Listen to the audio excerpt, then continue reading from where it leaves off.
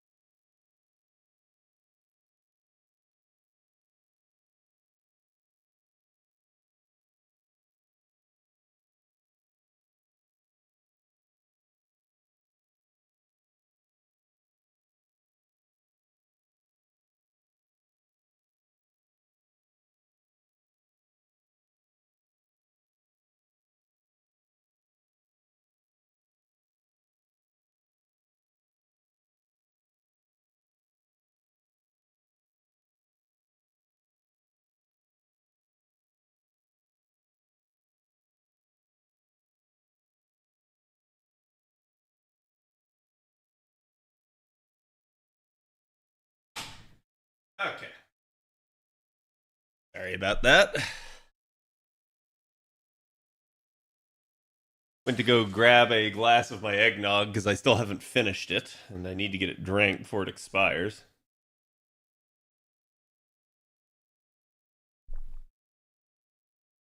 But yes, we are back today. Yeah, we'll be pleased to know that the capture card is working. Um, I was actually trying to fix it a little bit on Sunday, and it didn't work. So I've ordered a new capture card that's due here Wednesday. I figure either way, it's probably a good time to retire this one. And if I have to use it as a backup at some point, it'll be there. But I'm just like, yeah, I'm not dealing with that.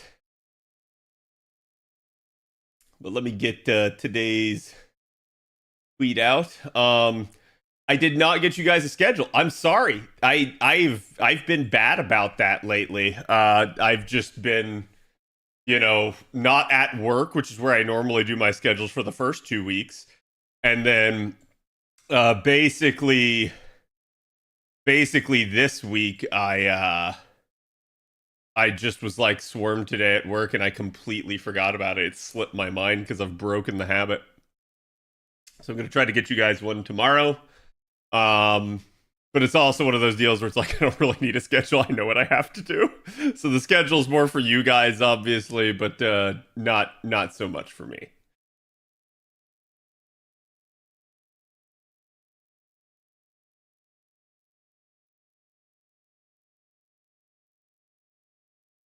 Not that one. Not that one. blah, blah, blah, blah, blah, blah.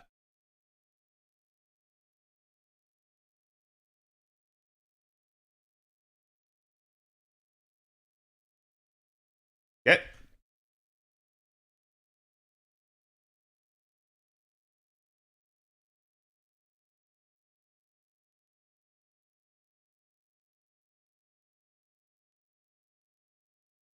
All right. The tweet is live. Do me a favor, chat, and go give the tweet some love. Let me grab you guys today's art, and then we're good.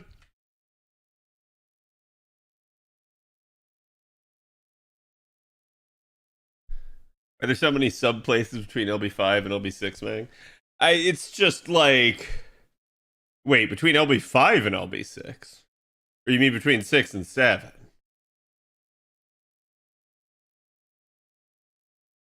Hello, Marcus. How's it going?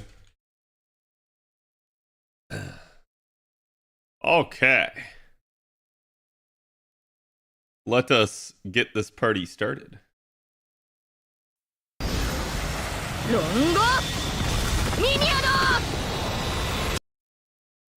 It's working, chat. Huzzah. So here is the art piece for you guys. Make sure you go give the artists some love. As always, do me that favor. Go support them.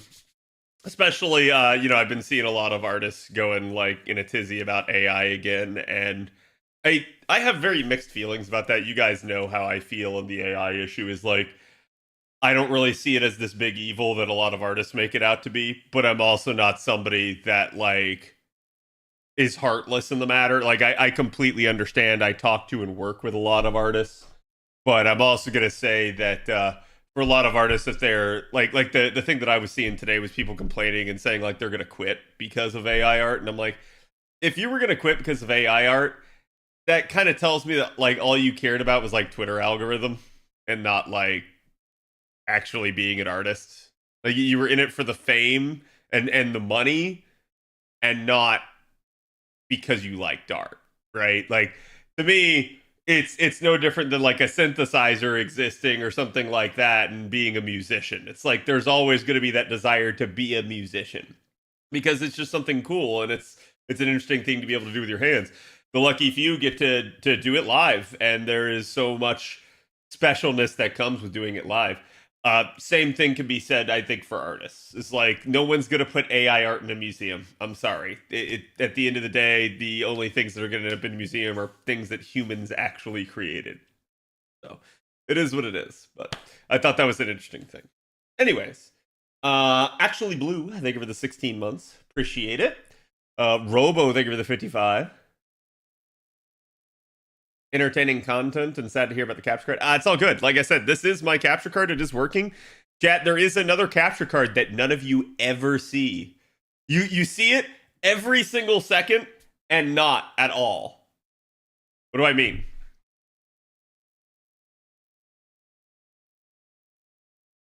You're seeing my other computer via capture card. That's what I mean, chat. So, point being, I already had a working capture card. I'm not willing to like unplug that one though. That one's never messed up. I'm not like gonna jinx it. Okay, it works. I'm never unplugging it, so it stays connecting the two computers. And the one that always seems to mess up is the one trying to like go from my phone to my computer. So it is what it is. Which is the coast going to kill Magic the Gathering? Did something new happen? I didn't see about it. And again, sorry for not streaming this weekend, chat. Saturday, a little bit before stream time, I started coming down with a nasty like sinus pressure headache. I had to take my headset off. You can ask the people in VIP. I had to take my headset off, and I basically went for a nap. Like it got that bad that I just like had to go lie down. Sunday, I guess I could have streamed Sunday, but I just did not really feel like it Sunday, so that one's on me. But don't worry, we'll get back into the swing of things because this week, obviously, we got the Hephaestion review, but then that's going to actually like wrap up everything that I need to do for NA. So from there, basically all we have is potentially any sort of revelation on the JP side of things, which JP's probably going to have a new announcement about the same time as NA getting their announcement of their new stuff. We'll have obviously the Kayanskaya of Light banner come back on NA. I assume that'll be the case. But really, besides that, there should be nothing new. Do you mean to completely quit the art as their money input? Just asking. Yeah, like as far as I understood it, it was people complaining about actually just quitting being an artist. Like giving up because AI exists. And I'm like, no, right? Like, I don't know. It to me, it sounds like, nobody should give up on their, goals and pursuits. Because if they're worthy, then it's not going to matter that AI is out there. You just have to look at AI as yet another artist. Now, I can understand why it's demoralizing because, like, AI can just be faster, right? Like, yeah, there are some really talented artists that can just hammer something out in like 30 minutes, but like AI can just sit there and just spam and spam and spam and spam and spam until they get it right? I understand that's demoralizing. It's just like, to me, again, you should be in it for more than just like the likes, the retweets, and the Patreon subscribers and such. So it's like, I understand people also want to pursue art as their job. They want to make a living. However, I'm also going to say that probably the best way to do that, and kind of always has been to actually pursue a career in art, not freelance in that regard. You can freelance. It's not that you can't make money off it. Just that has always been the riskier move. Always. So it's like going to work for a gaming studio, going to work, and various other professions, you name it. But the whole point is there are other ways out there for people to actually be able to make a living off of art. Basically, they industrialized art with AI. Yeah, and that's an interesting thing because I think, especially within the video gaming sphere, I think there's a lot of like this push from corporate, from like the board and on high to kind of like cut costs right now. I've seen a lot of rumblings that this is just going to happen in the gaming industry regardless. And one of the ways that they think that'll happen is the gaming industry appears to be pushing more towards AI. And I think you can use AI to do certain things like writing parts of a script. I think you can use AI to do things like, coming up with, I'm trying to think of the word for it, but like basically like storyboarding and stuff like that. But like, you're not going to be able to use AI for most actual images. Maybe if they get AI better, right? And that's always, I guess, the threat of AI is that it can always, go further. But I don't know. Like, to me, I don't really see them being able to get away with that. And the more they try to do that, the more, people will scream.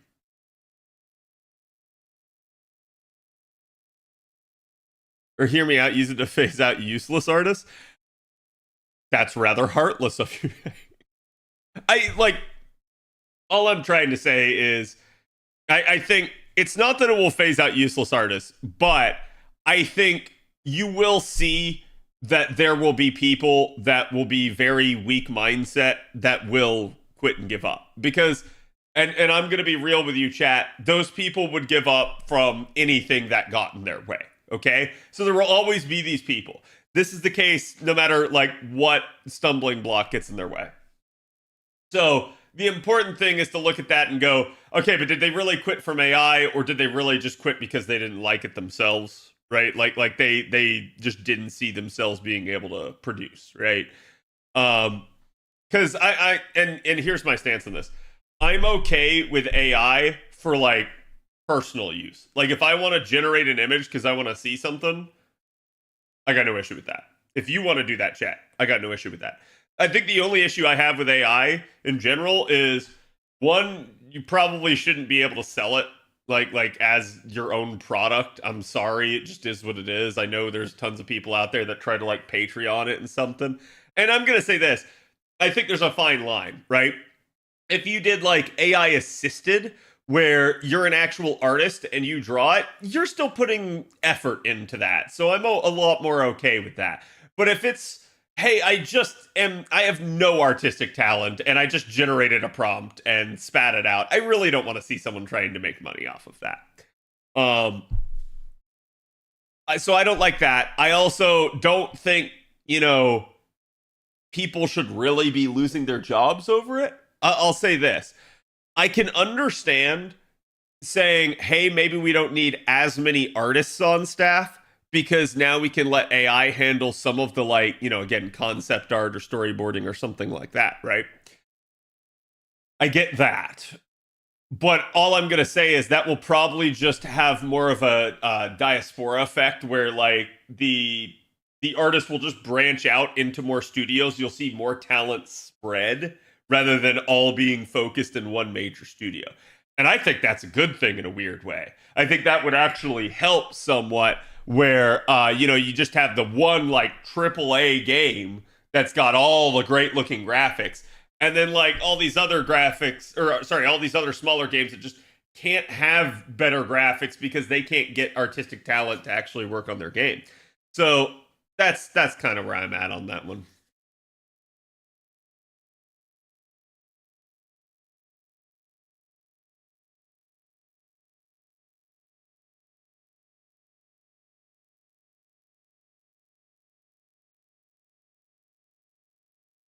I see. Ash is gonna cut someone, essay. Make big titties, okay, now give me the money things. Yeah, like I think there's a fine line. I think it's a very nuanced thing though. And I think this is something where you have to go almost on a case-by-case basis. That's why I'm not willing to sit here and say, oh, all AI bad. I'm also not willing to say all artists good. I think this is a flip side of things, right? Like, I think there's a lot of people out there that are 100% on the artist side on this. And I'm going to say this. Well, yes, I'm on the artist side. I still think that certain things are not the evil that people make it out to be. I think whenever there is change, whenever there is a big thing, you see a lot of fear mongering, you see a lot of witch hunting, you see a lot of stuff. And we saw that with AI. I think give it 5 more years and you're probably going to see kind of like how we had with like 3D art when it was first coming out and like modeling and all that. Like people were like, oh, you're not a real artist. And then, you know, people eventually came to grips with the fact that those people were in fact artists. I don't think anyone's going to sit there and go like, oh, you made a prompt, therefore you're an artist. But I do think there's going to be something to say of like, well, okay, this isn't as bad as we thought because it has natural limitations. If that makes any sense. Also, I don't know how we got on this subject. I'm completely lost in this. Ray, thank you for the 47 months. If I didn't say it already, Robo, thank you for the 55. Age, thank you for the 40. And Mr. Danger Creamy, thank you for the 61. Thank you to everybody that followed while I was offline as well. I appreciate you guys. And again, sorry, like I said, I did not get to do stuff with you guys over the weekend. Yeah, Vocaloid auto-tune. I do agree with that, right? Like, I think some of this stuff is just a kind of like natural progression of where things will go.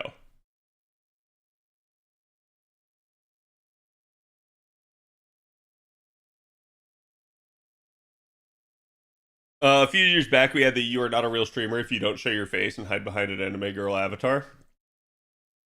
Ooh, that's a difficult one for me. And chat, I say this as somebody that is planning to go VTuber this year. And I'm going to say this again. Demon Lord, thank you for the follow. I'm not all in on being a VTuber. What do I mean by that? I'm going to be VTuber, but you're probably still going to see my face from time to time.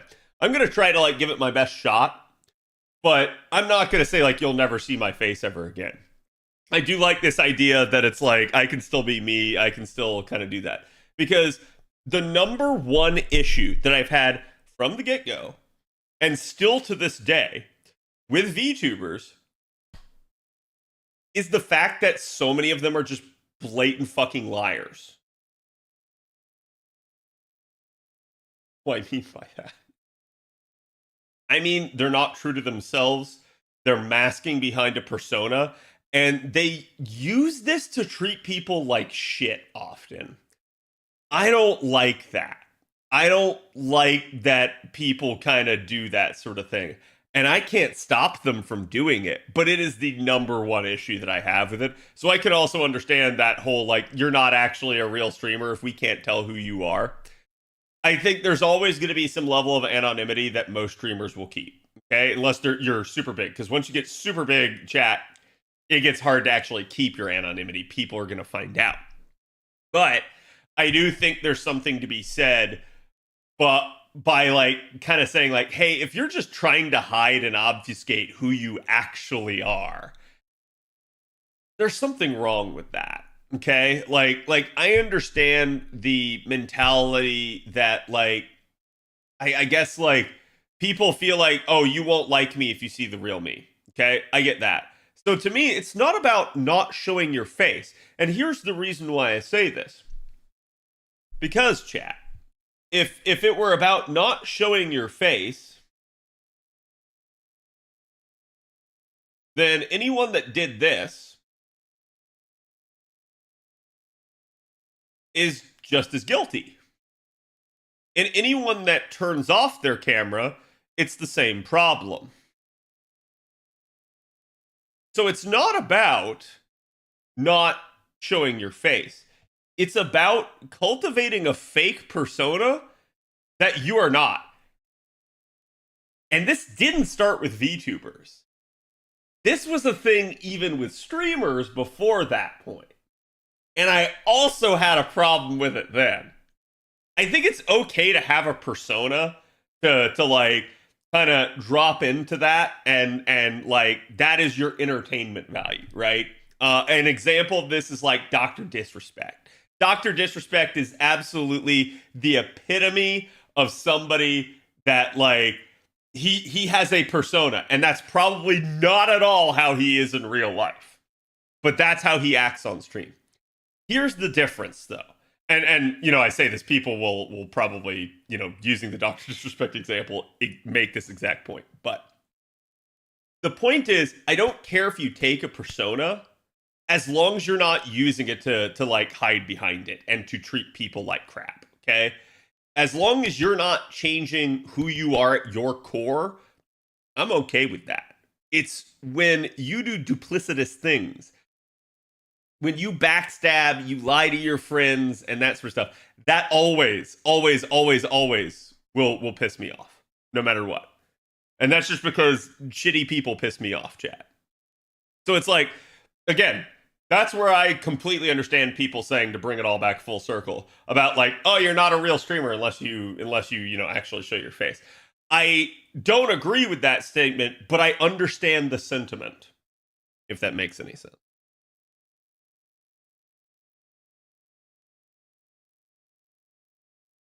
Do you mean the VTubers who are in the process of debuting and just shitposting on Twitter?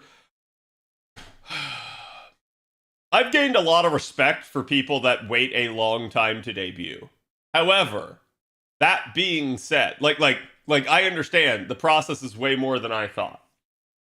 That being said, yeah, no, there are people that are perpetual like pre-debut. Like they will never debut.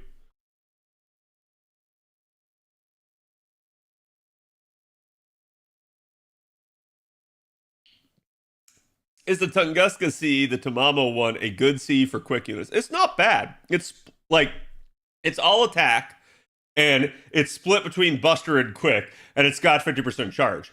This is why I said, like, when people were, like, screaming about, like, oh, they've ruined the CE now that the Ivan raid doesn't exist. I was like, bro, what?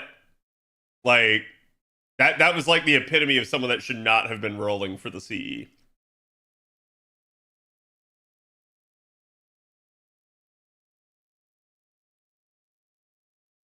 I love VTubers. They do like 50 comments, shit posts. That's hilarious. Yeah, I have been fortunate to meet some really nice VTubers in my time, and I'm super appreciative of them. But chat, I'm gonna be real with you. I have met far more that are not nice, and that's the unfortunate side of, I think, streaming in general. And that's not just a unique to VTubers thing. And that's the thing I want people to understand. VTubers are humans too, both in a good and bad way.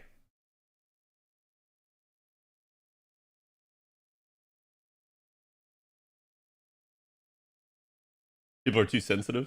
Nani?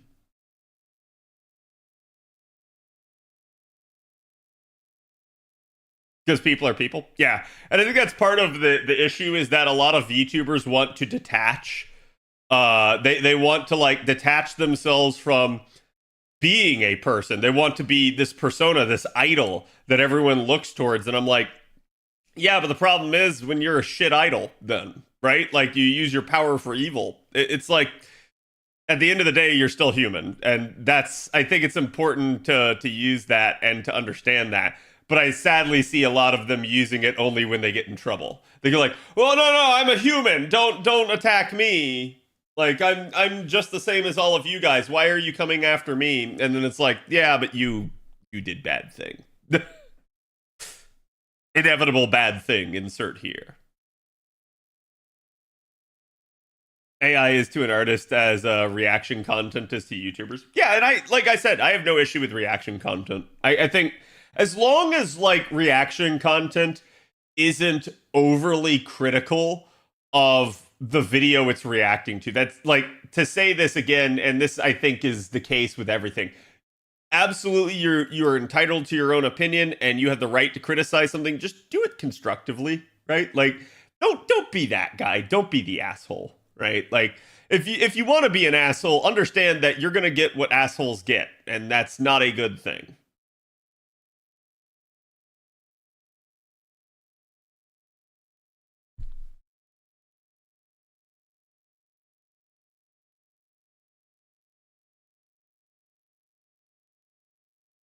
Depends on the view count. When like 90% of people on Twitch get not even 10 viewers. Yeah, I interestingly enough, I was watching one of Asmon's videos today about like the whole like Twitch meta thing that happened like 3 or 4 weeks ago now. I think he's still like completely in the wrong on this. And the whole reason I think he's completely in the wrong, chat, is because he's basically of the standpoint of like, oh yeah, just let these ethos do whatever they want.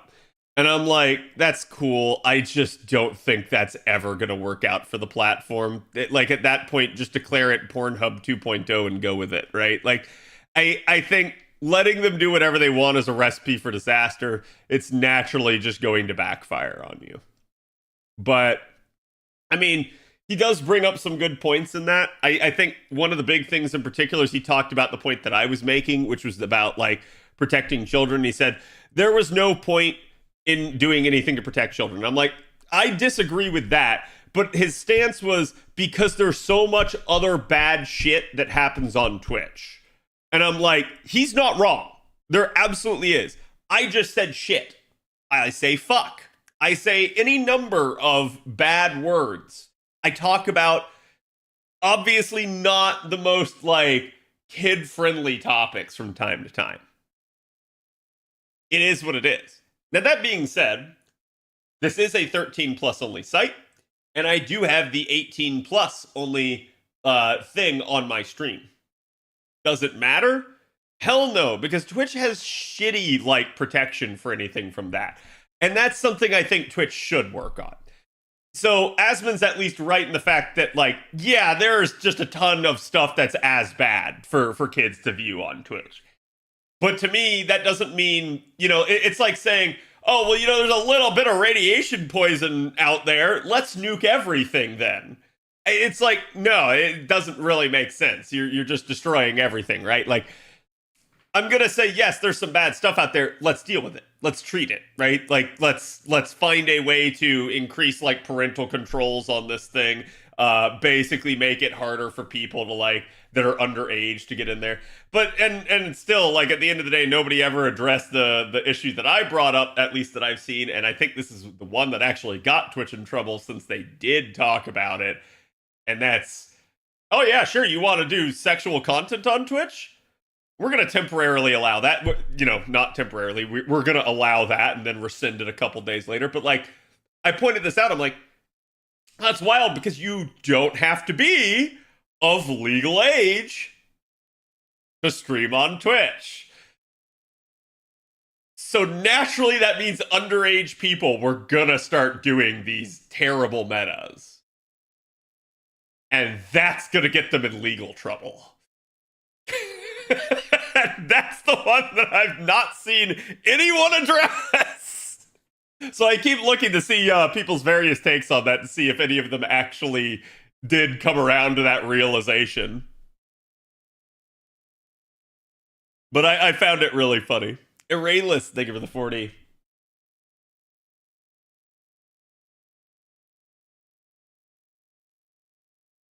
And then you have Twitch not wanting to admit kids giving Twitch money. Listen, like, at the end of the day, and I've pointed this out before, like, okay, Stream Deck. I've pointed this out before that, like, basically, we say that it's 13 plus on this site, but it's naive to think that there aren't kids under that watching it. And I know for a fact that my nephews do. And I've talked about this before. There's nothing to really stop it. You just say yes when it asks you, are you of age, right? Like, it doesn't have any sort of verification process or anything like that. So I think there are certain things that they could do that actually, like, increase it, but it's never going to be perfect. And Asmon put up the point of saying it is on the parents and their responsibility to control what their kids watch. While I hear that, I'm going to point this out. Let's make this argument with YouTube. It is possible for a parent to control what their kid can see on YouTube. It is not possible for a parent to control what their kid can see on Twitch. That is a settings and sort of accessibility issue. Twitch just hasn't done the legwork for that sort of thing. So And I'm going to point this out, especially as kids start getting a little bit older, right? They start getting into their like early teens and stuff like that. You're not able to like keep an eye on them 24/7. There is absolutely going to be this case of kids being able to like sneak, watching things in when their parents just aren't looking or paying attention at that moment. Or maybe they're just out of the house and away from the parents, off with their friends or something like that. So you can never completely control it. And that's where I have to say, like, yes, it is on the parents to be responsible and to do everything they can, but the parents can't do shit if you don't give them the means to do it. So that's kind of the point that I had on all that. First had the scroll bar down to find my year. Yes. That Twitch is attacking the result, not the problem. I mean, first was the hot tub, then the ASMR, then this. Yeah, I think that's pretty obvious, right? And he did bring up the point that like the people that are doing these things on Twitch are just creating porn. Like that's all it is. It's all designed to fuel interest, to get you to pay attention to them, to feed you to their OnlyFans, their Fansly, like their Patreon or whatever, right? Like that's all it is. That's all they're trying to do, is just direct people to a third party site to make more money off of you. And I'm like, yeah, he's right. So it's like, I disagree with Asmon's solutions, but Asmon does understand a good chunk about the why that this is happening. And that's kind of the big thing that I think a lot of people don't get. And I think that's, again, as you pointed out, they're treating the sort of the effect, not the cause. And they need to come back and actually start looking at what's the cause of this.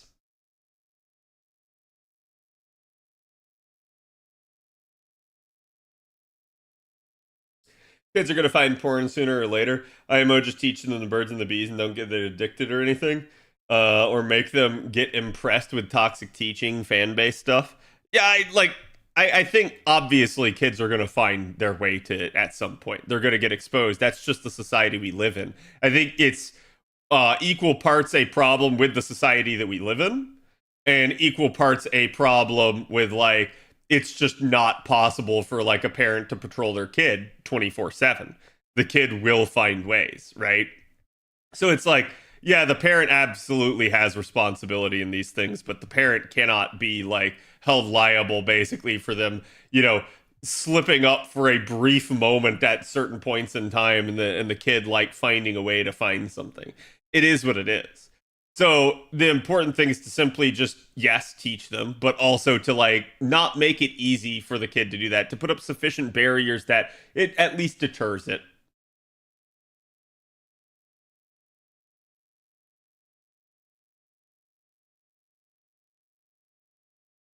Yeah, those stupid TikTok pranks are wild. I don't understand like why people want to do some of them.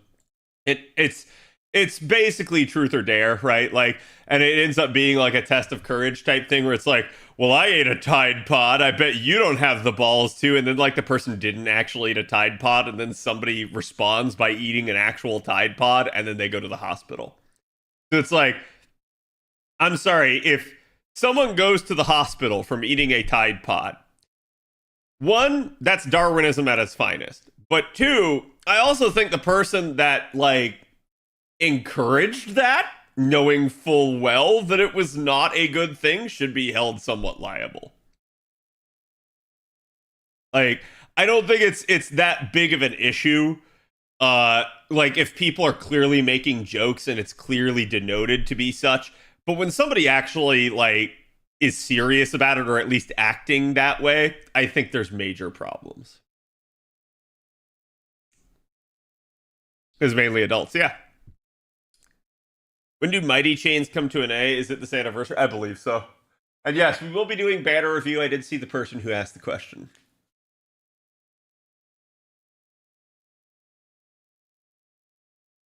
I'm just tired of people that aren't illustrators, that never were part of the community. All of a sudden, they have an opinion or masters of the subject. AI is not inherently a bad thing. Yeah, I've said this before. Is like I don't really feel like it. It's the same sort of like issue I think when it comes to like drugs or guns or whatever. And it's like, yeah, there is the item, and that item is a problem, but really at the end of the day, it's kind of on the person using the item, right? And like how they're choosing to go about it. Because it's like, you got the guy that's sitting over there, like, smoking a little bit of weed, and he's not really causing anyone some problems. He just sits at home on his couch and does it, recreationally after work every now and then.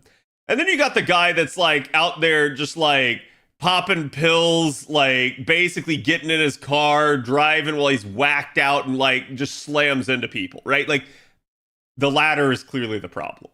It's the person that chooses to make it an issue. Obviously, there's nothing that you can do to fix stupid, but it is what it is.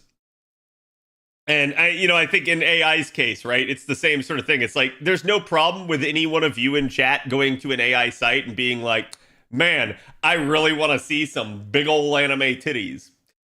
There is a problem with someone being like, you know what? I could sell this to someone. That I think has issues. Oh, yes, the GTA NPC person, yes. What's your take on AI using voice actors for actor's voice for the person's motive? What do you mean by the person's motive? You mean like just they come in, have someone read lines, and then they use AI to like do more lines for them that they didn't want to pay them to record? I think that's a problem. I don't think that's a good thing. I think this is also where it's more on like the individual to say like, don't use my shit. Okay? Just is. And I'm gonna say this too. Like, yeah, you want to train AI, you want to make the voices sound realistic. I don't really have that big of an issue with it. But at least make sure that the people that are being, allowed to like, I guess to be put into the algorithm for it to train off of, ask for permission. Like, I think most VAs would be against it. And I think this is an industry specific issue. Like, as you hop between industries, some industries it's probably okay as long as it's not being used commercially. Other industries, it's not okay really at all because the entire industry is commercial. I think VAs are kind of one of them. Now, I did hear apparently, I think it's James Earl Jones, the voice of Darth Vader, basically decided that Lucas and I guess Disney can use his voice in perpetuity. Like they can train AI off of it and always use it to create more Darth Vader voice, which is really cool because James Earl Jones is like over 90 years old now. He's not got long left. So it's awesome that he basically said, here, I'm like gifting the world my voice. Okay? But that's his choice. He made that choice, and that's awesome. But you can't make that choice for someone. Doing so takes away their rights. And I think that's kind of the issue. And this is where, like I said, I understand the artists that are getting angry over stuff like getting trained off of their art. I think that is at least duplicitous and not good.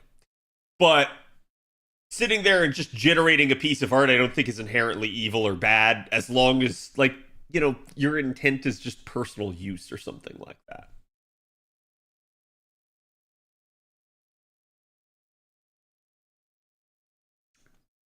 No one asks artists for or VAs for permission. Yeah, I agree. I completely agree, and I think that's an issue, right? Like, I think that's an issue that needs to get addressed. I know there's a big lawsuit with Midjourney that I just recently heard about. I have no idea what that's gonna like entail. I've just heard about it. I've been told bits and pieces about it, but like, I'm gonna say this at the end of the day that like, yeah, if they like have evidence that they purposefully scraped it and like specifically targeted certain artists, I don't think those artists are going to be able to like get commissions. And here's why. Like, you're not going to be able to get royalties based off of your art being used for AI purposes. Because there's not really much of a way to tell, like, how much of that image being generated is from your art piece and how much is from the artist to the right of you and the artist to the right of him and the artist to the right of him. So it's like, I think that's going to get probably pretty difficult. But do I think those people are entitled to some form of compensation in like a settlement payout? Hell yeah. Hell yeah. And I think they'll get it too. Because Midjourney made a lot of money.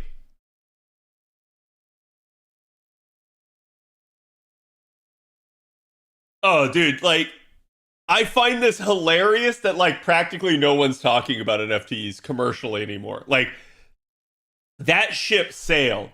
I do think you're gonna see more companies try to, like, come in and pull that shit again. But, like, I think each and every time someone tries to come do NFTs, it's gonna backfire. Because I already pointed this out. Like, at the end of the day, you'll get some people that won't care. That's fine. But the vast majority of people, I think, won't want NFT type shit in their game. And then because of that, it's naturally going to tank a game's performance. They'll make some money off the game, but not nearly as many people are going to buy it. It's not going to have a robust community, and any sort of thought of it becoming a like live service long-term game will just go out the window. I do think the courts are going in the right direction with all this stuff, at least for now. I mean, I think a lot of this is fundamentally, at its core, it's a copyright issue. And that's going to be very difficult. Copyright is such a, like, wibbly-wimey, timey-wimey type of, you know, law. There's so many ins and outs to it, and it ends up being something that, like, just has a whole lot of nuance to it. And I think, especially with something like AI art, this is relatively uncharted territory, and they're going to step cautiously, which means it's going to take a lot of time. And the reason why is because you need to get it right the first time. If you get it wrong, you're in trouble. Basically, you're setting a bad precedent, and then a lot of other cases will look to that precedent, and that'll cause issues.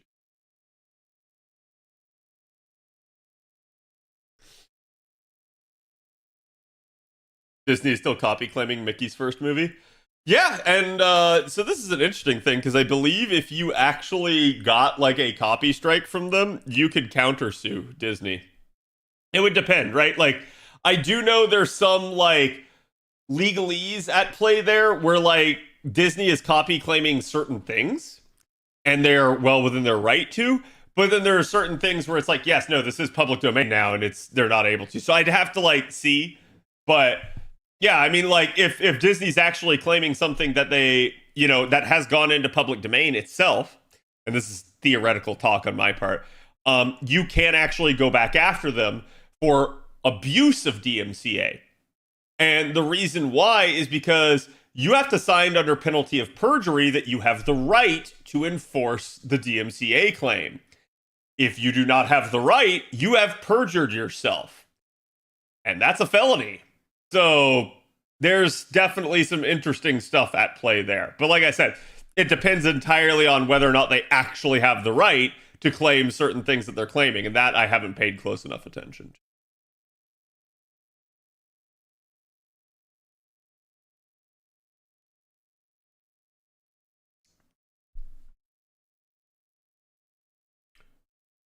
Hello, Zaruku.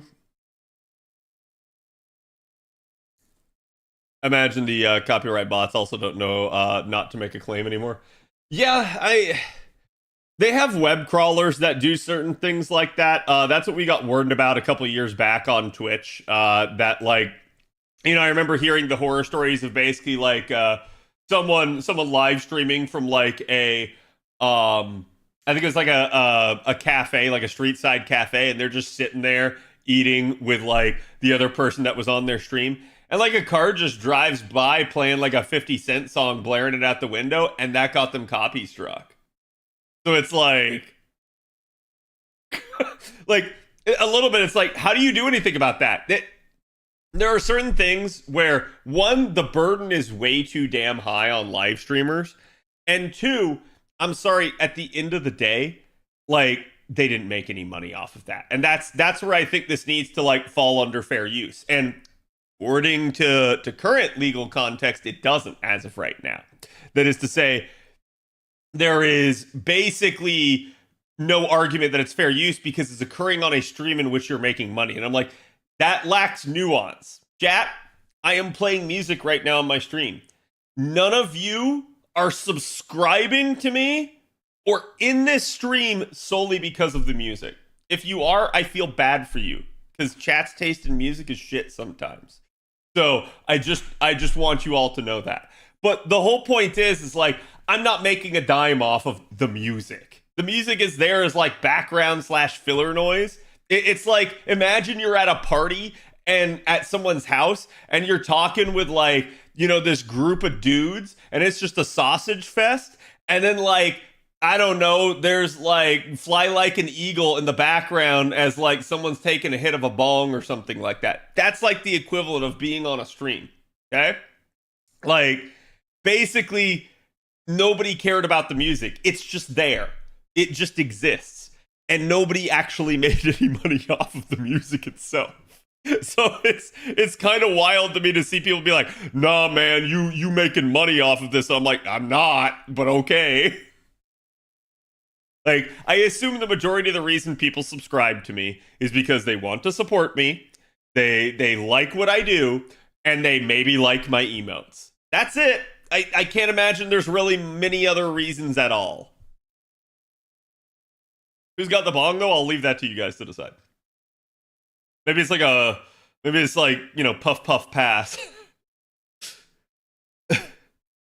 YouTube does something good once in a while. I think both Twitch and YouTube do something good every once in a while. For a long period there, for about like the span of like 2 years, Twitch couldn't pull its head out of its ass. But like, I think Twitch is actually getting better for the most part.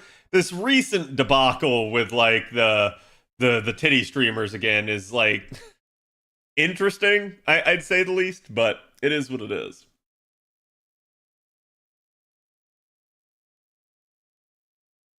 Infringement on the original audience and market. Yeah, it's like, I don't know. I don't feel like anyone cared that a 50 Cent song existed in the background of that. I'm here for the dog. Speaking of which, doggo picks win. Damn it, he got me again. If you remind me, I hate to say this to you, Jay, you always remind me at like the worst time. Like, and I know that sounds like it's always the worst time. You just always remind me at the worst time. Somehow, miraculously, it's like your superpower. Additionally, CAD, people might sub to you to not see ads to cover up your content. That's true, right? That's true. But still not for the music. And like, listen, chat, we can talk all about the whole like ad situation on Twitch, which is fine. You know what? Speaking of which, let me actually go look at let me go look at how much me making off of ads.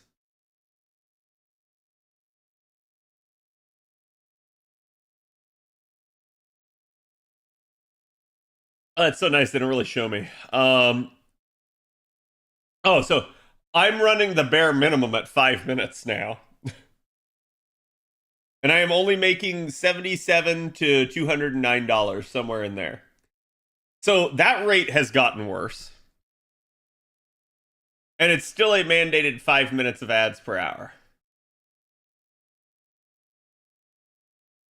The worse that gets, the lower that creeps, the less likely I am to like ever run ads.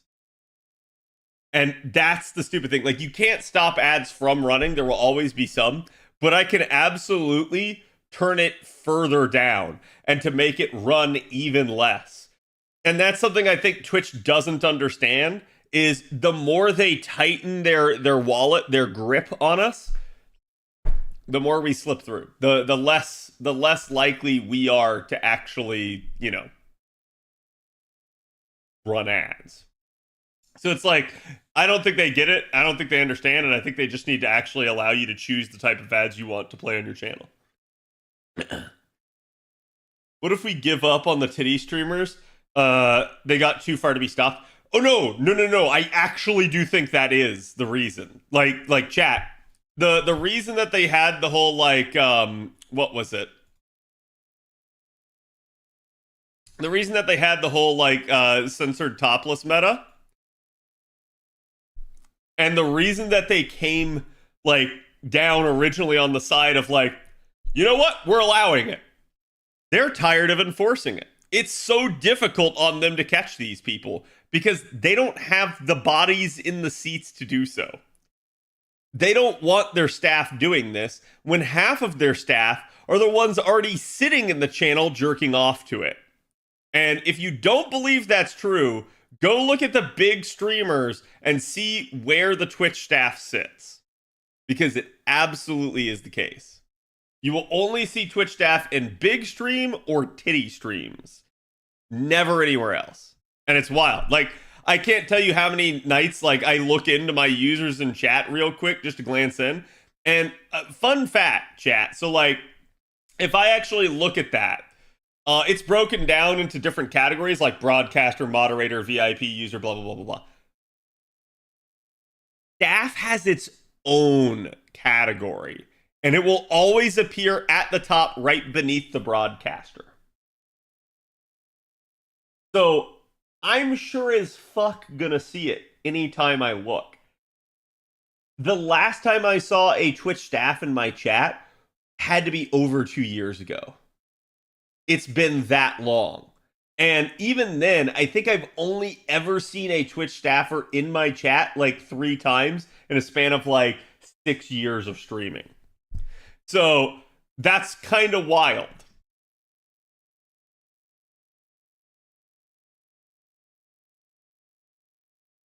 Have you thought to branch out to TikTok? No streaming actual TikTok content, same as YouTube shorts? Yeah, that would require me to make shorts. That would, at this point, probably require me to have an editor. Dear God, I need an editor, and I need to just make the editor the exact same deal that, like, some of the other popular streamers have made. And that deal is you get 50% of the revenue from the YouTube channel. I'll let you have it. And you run the YouTube channel. Boom, there you go. I give you the content, you edit the content and upload it. There you go. You get half the revenue right there. Boom. That way they're invested in succeeding. That way they actually want it to pop off. And if they're lazy, they make less money. Get that 95% revenue split? I don't know. Like, as somebody that basically has run my YouTube now for years and years and years, I'm well aware of how much work goes into it. I would not want to not compensate my editor well, right? Especially if they were handling all of that at that point. Like, chat, I give them thumbnail creation duties. They have to name that shit. They gotta, like, go get the thing, edit it, you know, cut it up, blah, blah, blah. Yeah, no. You gonna do all that, you get 50%.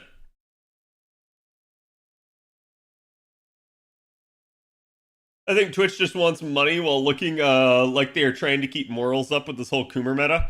No, like I said, I'm pretty sure they just got tired of dealing with it. And then I think they realized, like, oh shit, we can't do that.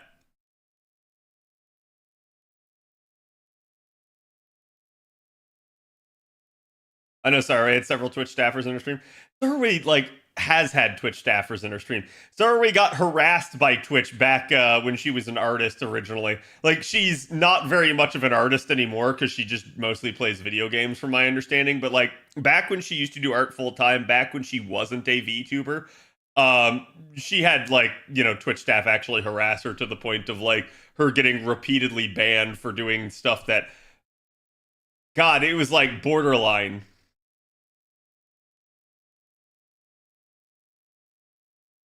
But I think that's also part of the issue is, like, Twitch doesn't enforce stuff uniformly.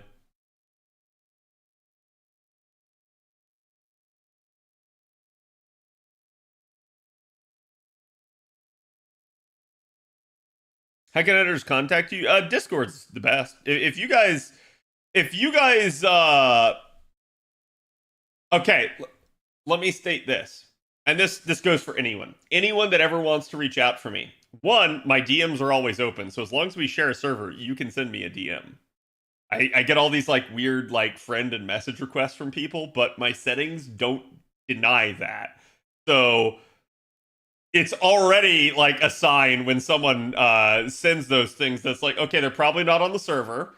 So that, like, my interests in that DM just went from, like, here to, like, here. Right there, just based off that. If, and you know, again, the message request will still let you see what the message is. if your opening to a message is, hey,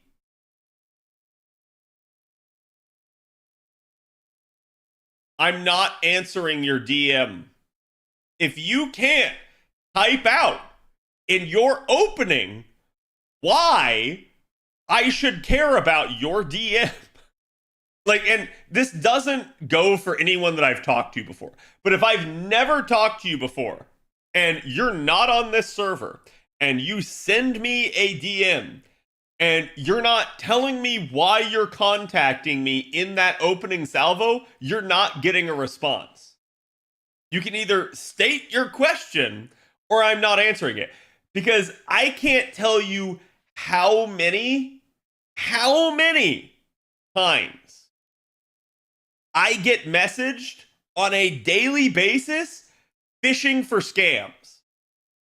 Like, I'm not answering those short, curt, like, hey messages. Nope, not happening.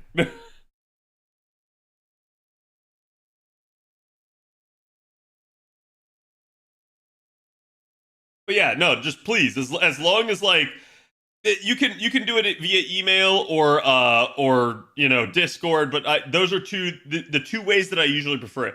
I will see it on Twitter. I will see it on Discord. Email, it may rot for a couple days. I'm not the best at checking my email right now. That's because I get inundated with terrible emails. But it'll still probably get seen on my email. I think at the end of the day, though, it's like I think the big thing I'm looking for in an editor is, one, willingness to work, and two, some talent. Like, I don't need you to be like God's gift to mankind, but I need you to have edited before. I'm not going to take a rookie editor because, chat, if I needed a rookie editor, I'd do it myself. It's just the truth. It's just the truth. Like, I can edit. It's a time issue is why I don't. What do you mean you won't trade me to be your editor? Exactly. That's the whole point. So it's like, if you guys are ever interested or someone who would be, have them message me, have them send me like some sort of portfolio, some sort of body of work that I can look over and have an idea. Okay? And then I can like sit down and talk with them. But otherwise, like, I'm not gonna, sit there and go like, hey, yeah, oh, you've never edited before. Okay, yeah, here, It's not that I couldn't give someone the ability to like have something small to edit. I can. It's just not really worth my time. Like, the real value that I get in an editor is in the time saving aspect, in the don't make me do things, you do some things. If you do things for me, that saves me so much time. And time, oh my god, my time is worth money at this point.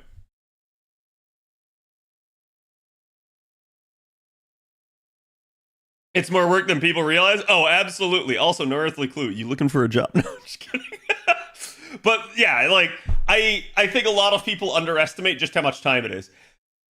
Just how much time, chat, to do like the post work on a video. Like, oh, the video is edited and set up and done. Okay, now do all the tagging, all the naming, all the thumbnail, all the like various tchotchke bullshit just in like the uploading process on YouTube. That in and of itself takes time. And I think that's something that people really don't understand. So even with me going with like a no editing style right now, it still takes me a ton of time to actually do stuff.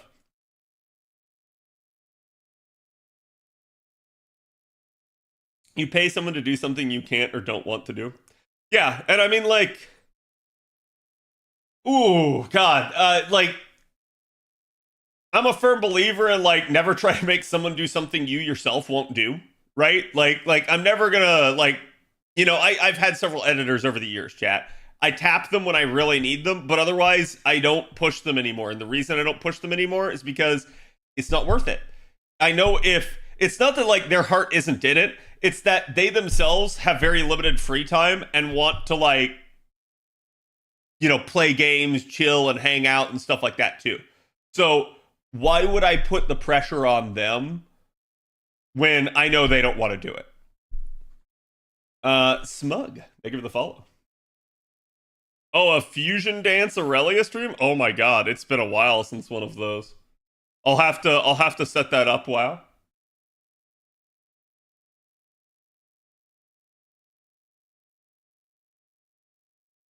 You see some YouTube channel where it's the same freaking thumbnail all the time? Whoa, hold on. What are you accusing me of? Bitrates, color correcting, audio balancing. Oh, let me tell you, audio balancing. God, I don't wish that evil on anyone. I don't wish audio balancing on my worst enemies. I do not. It helps you focus on the things you want to do. Yeah, absolutely. Okay. I think this is like my number one issue over time in general is like, how do I want to say this? Because I don't want to like upset anyone, but like, I don't want to say that I'm terrible at delegation. I don't think I am. But I also will say that if people don't do the tasks that I give them, I will do them myself. And if I have to do it myself numerous times, I stop giving them the task. Like it's the epitome of the principle: if you want something done right, do it yourself, right? So that's kind of where I'm at on that. Why do I pay you? Oh, no. And I want to be clear. Like, a lot of this chat is going to be like mod stuff that I'm talking about. I'm not going to ask mods to do things for me if I have to keep doing it because the mod isn't helping, right? If that makes any sense. And I'm well aware that it is a volunteer position. I'm well aware that, like, they're doing it out of the kindness of their heart. So I don't expect them to. It's just there will be a point where when the mod doesn't do the stuff that I ask, I just pick it up and I start doing it. It's another hat that I wear. I think this is something as a streamer that I think a lot of people underestimate and don't understand how difficult it is. I wear all hats. Yeah. How many hats is that? It's like Doug Dimmadome hat tall. Okay? Like, that's how many hats I wear. I know how to do rudimentary coding. I know how to do moderation duties. I know how to do rudimentary editing. I know how to basically handle and run a social media account. I know how to talk to sponsors and draft a contract, and you name it. I've had to do it all at this point. It's kind of wild. And like, it's in a weird way, it's fun, but after a while, after a long time, it's overwhelming and it gets very difficult to do it all. So it 100% contributes to, like, I'd say, like, my fatigue as a content creator. It stops me from doing bigger things a lot of the time, and it basically, the lack of help often ends up being the thing that prevents me from being able to do more. Is the faux hat on top, though? Faux hat is over here, sitting on top of my Crusader helm.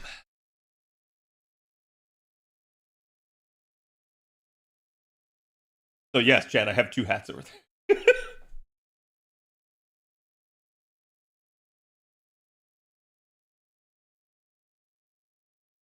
Oh, what? Because you think AI will take the place of video editors? I don't think AI can ever take the place of video editors. It's not that you couldn't program AI to, like, come up with, like, some brain dead easy things. I don't think you can basically get the AI to be like, have comedic timing and so on and whatnot.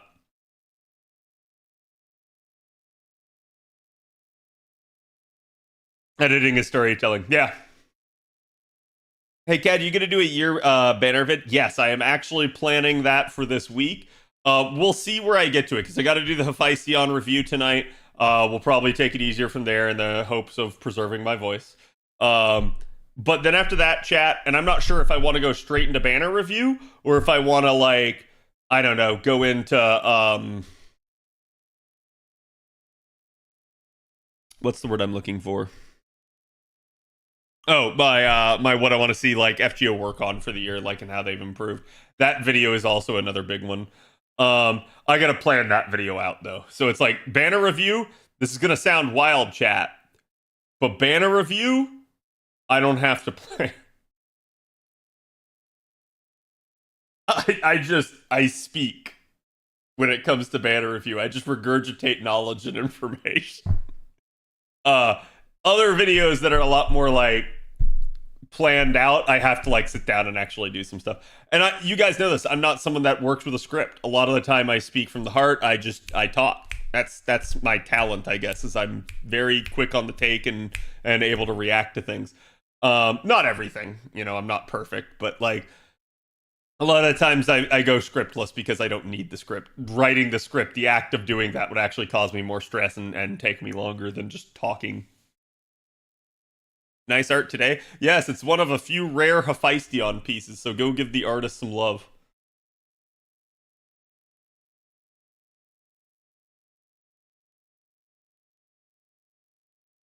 Actual thought how to put something together. Yeah, like it's like building, right?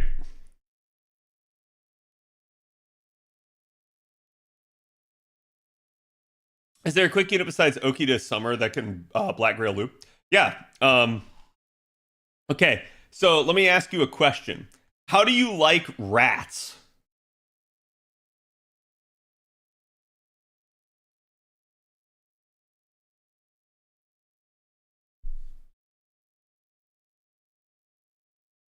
Like how do you like rats? Because like these motherfuckers, we gonna be talking about them later this year, and they be sussing you.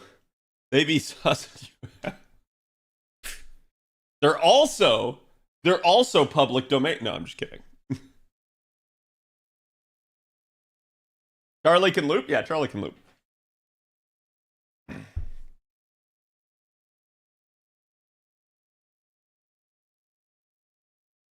Any progress on YouTube membership? Kim, I'm so glad you asked about that. Keep reminding me, and I will. Not this week because I have so much other crap that I'm gonna do. Also, chat. I need y'all to hold me to this. I've made a New Year's resolution. I need y'all to hold me to it. It's also why I need an editor. I need to get a girlfriend this year. I ain't getting any younger. And like I told VIP earlier, like you just don't do it for me. Okay? So like I need to find someone that's prettier than VIP. So like I'm on the hunt, but before I'm on the hunt, I'm into like self-improvement phase. Okay? So I gotta work on the house, then I gotta like work on the temple, and then I gotta like put myself out there. Okay? Why not be a bachelor forever? Because I want a sloppy toppy. That's so much to ask.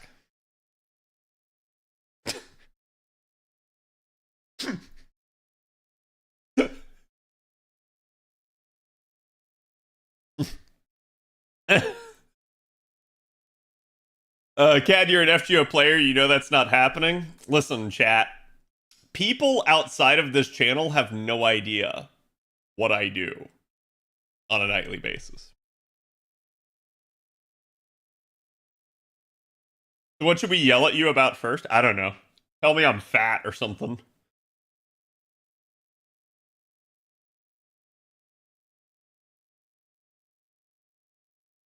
He invited a male moderator into her stream. Oh, that sounds dangerous. Was he a tier 3? Being married does kind of rule, though. Listen, okay. You want to talk about delegation of duties, chat? I need someone that, like, I can be like, look at all this money. Would you like some of it? Cook and clean for me so that I don't have to do this anymore. That's it.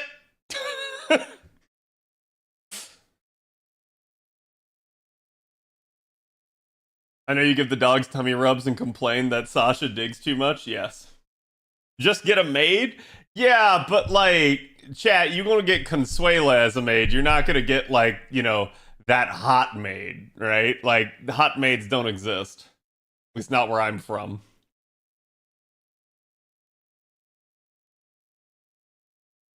And ironically, this is what marriage is, a business contract. Yes.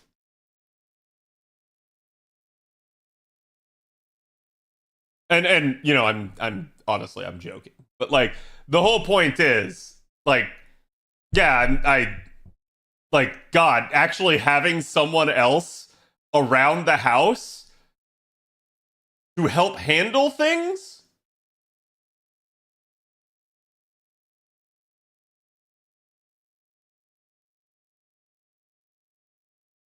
That that sounds amazing.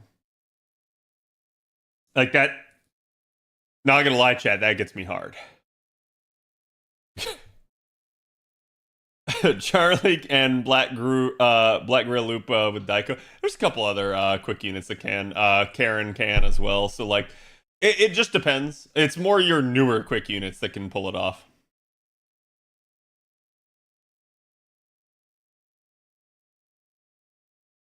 Might actually be an IRL master of Chaldea. Yeah, it's possible. You could buy a Roomba. Listen, chat. You don't see it, okay? Okay? But I want y'all to turn to the dog stream right now. Okay? Okay? Okay, chat? Do you see that right on the edge right there? Yeah, that's a Roomba. Right next to a bigger vacuum, right next to a battery pack for my shop vac. I own 3 vacuums, chat. It ain't enough. And the Roomba sucks. It doesn't do dick to dog fur. Okay?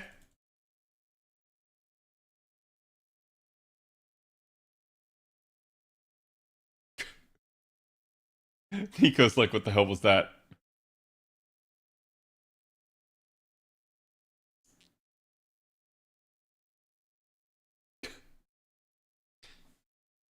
That's where the fur go? That's where the fur go. Listen, chat, you keep saying all I need is a maid. A maid's not gonna blow me. I'm sorry.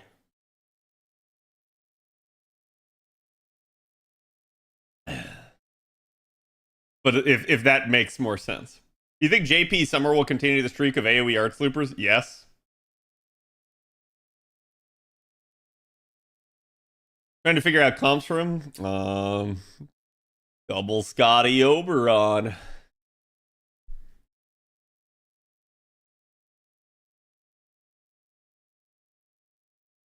We all need a partner. Exactly. Listen, chat. I don't want to insult you. I know some of y'all have chosen a life of celibacy. That's fine. I'm not going to judge you. But I've been through some shitty relationships in my past.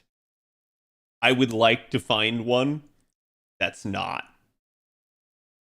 That's it. It's that simple. I would like to find one that is not. Just don't be the weird dude in the club. I like going clubbing. Brother, let us mods make you a Tinder profile? No, I want an actual girlfriend.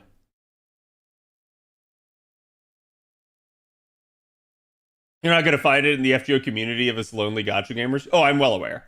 Although, if one of you happens to be a hot, big-breasted blonde woman, how you doing? That's all I'm trying to say.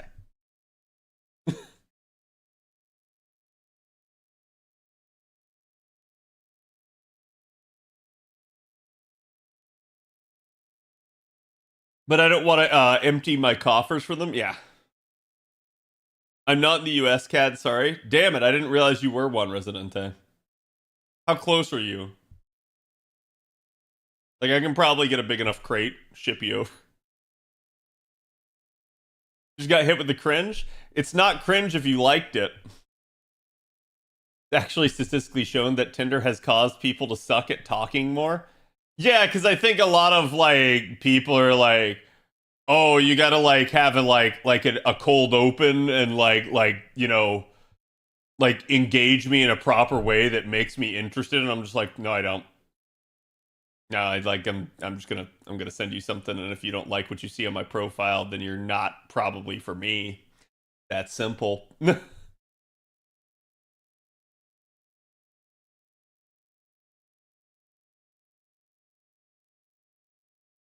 I'm absolutely none of those things. How you doing?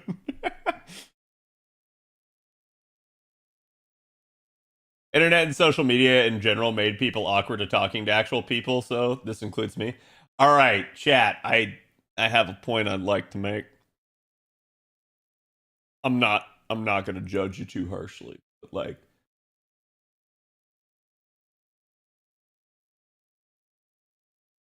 some of y'all are awkward.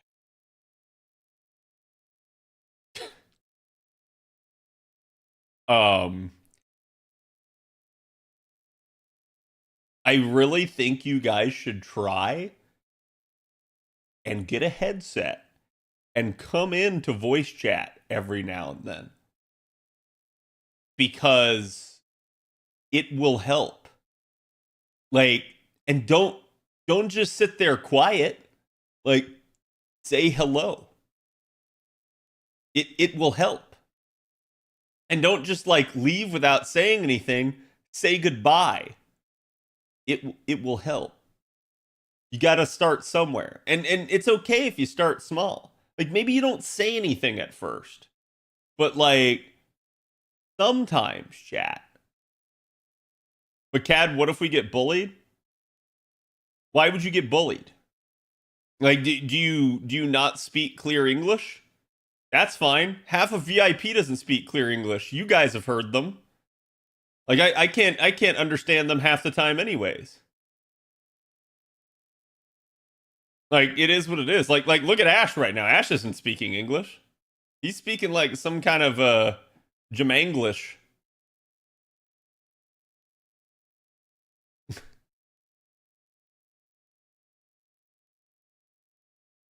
But Cad, there are people there. Are you mad? I know. And that's all I'm trying to say. Is like it'll help you. I'm dead serious. Like if you can't talk to your nerdy fucking friends, you can't talk to anyone, chat. So like talk to us. Because we're nerds. Just like you. Chat, I'm a jock, but I'm also a nerd.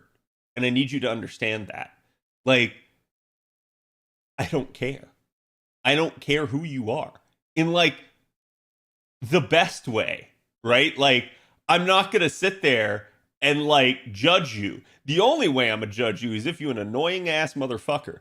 And listen, that's just me judging you because you're being annoying. So just stop being annoying. And like, what constitutes annoying? I don't know, like screeching into my ear. I don't know, like coming in with a mic that's like just all white noise where it's like the whole time. I'm like, yeah, I don't need to hear that. Okay. But like that's it. Like and that's just me going like, holy shit, that person's mic sucks. It's not me actually judging you. Okay. I was raised, chat, on the mentality of like be comfortable in your own skin. Like don't be ashamed of who you are type deal. And like, you know, not to judge people by like who they are, but rather how they are. I think it's that simple, right? He uses V-neck shirts. Yes.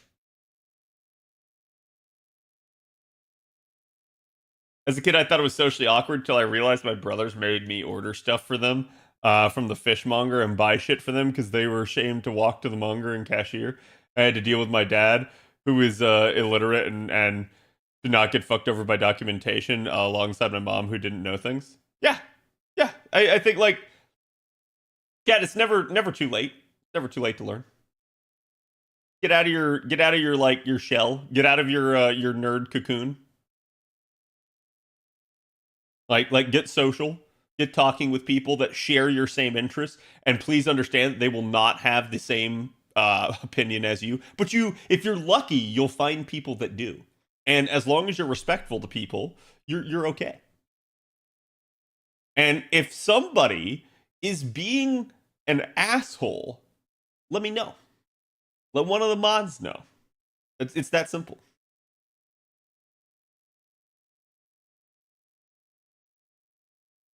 This is very loudly.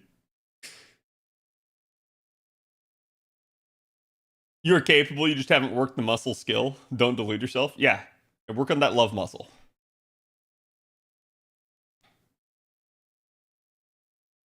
No. Ash, it's not catnip. He's a vampire, okay? Like, I'm an introvert, weird, nerdy as fuck. And if you can't accept that side of me, you can F off. Is kind of the image I give in public. So LOL. Like I said, as long as you guys are like chill with each other, as long as you're respectful to each other, I don't think anyone cares. Like chat. Y'all like Fate Grand Order. That's like as nerdy as it gets. Like, not only are you a nerd, you're stupid.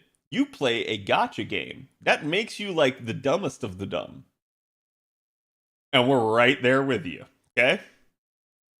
That's all you need to understand.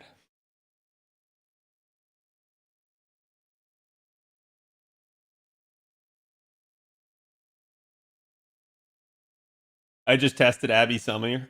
Girls suck ass. What do you, did you not like use supports with her? Like why do you think she sucks? She's a 50% charger. She removes buffs. What do you want? I also play League? Damn, that is really dumb.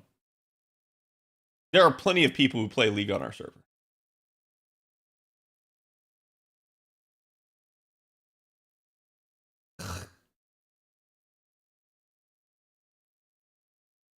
Gotta show your colors, my guy? Listen, Ash, you keep telling me not to show my colors. Not enough damage, so bad as always. Hey, listen, we won't judge you. I feel like this is more mainstream normie than FGO. LOL is more mainstream normie than FGO. Nah. Nah. No, don't let them delude you. Okay? They're way worse.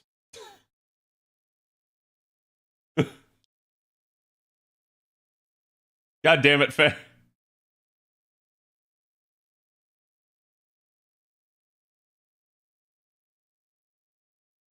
League, Destiny, and Fate, I'm hopeless. Hey, that's fine. Like I've played League, I've played Destiny, and I still play Fate. So I understand. Listen, chat, if you're still playing Destiny, you've outlasted the devs.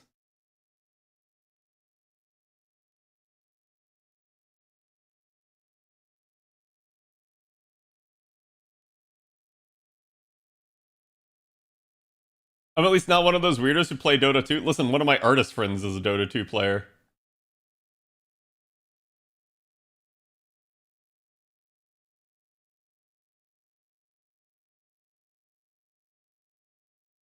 Right in my feels, yeah.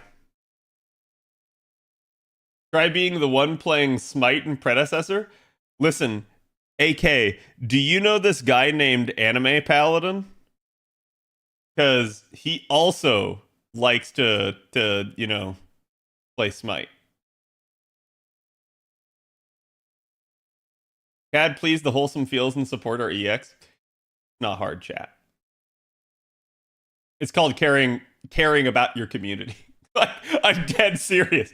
I don't do this often enough, but I think a lot of people probably assume that I don't give a shit about my community.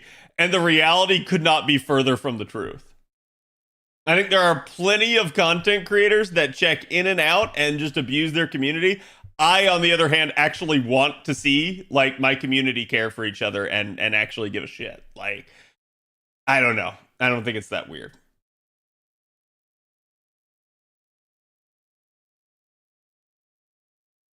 Hold on, you're supposed to care? Oh, there's definitely certain members of the community I don't give a shit about. They probably know who they are. But they've done that to themselves rather than like it being a case of like, oh, I don't like people in the community because I don't like that one person. And yet, chat, even if I don't like the people, they're probably still around unless they're actually causing problems.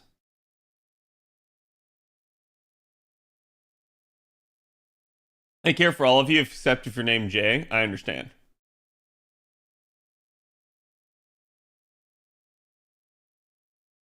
I'm doing market evaluation just so I can make better content and increase his earnings. I'm really not. I just like I don't know. I have nothing more to do in FGO tonight. Like chat. There is nothing going on in FGO. That being said, you know we're still gonna go do the Hephaestion review. So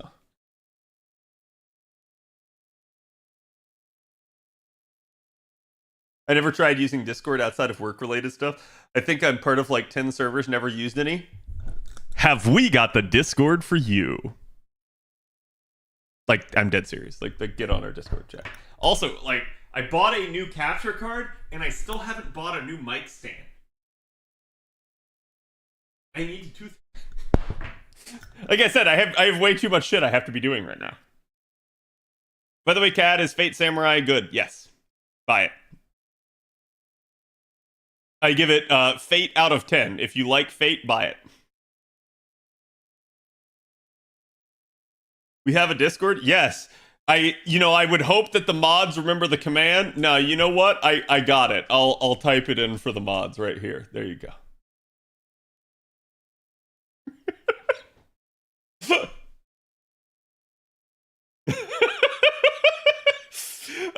Brought Samurai Revenant for my hubby for Christmas. Nice. How did he like it? Or if he's even gotten to it yet.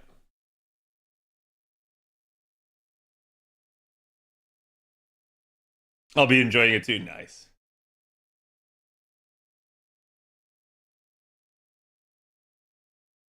Shit, wrong command, yeah.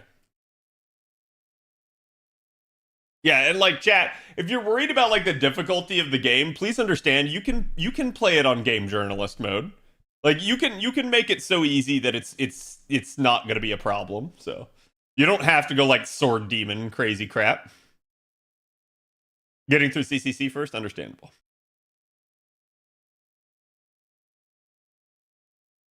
Listen, I'm just giving Hera shit. Because most of the time, Hera's role as mod is come in here and make snarky comments.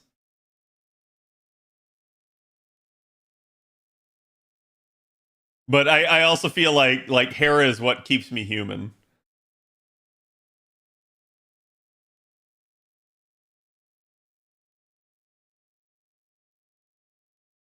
Toned it down a level, yeah. Why you put it like that? Because I'm not human, chat. Haven't you learned? How else could I play multiple servers without botting?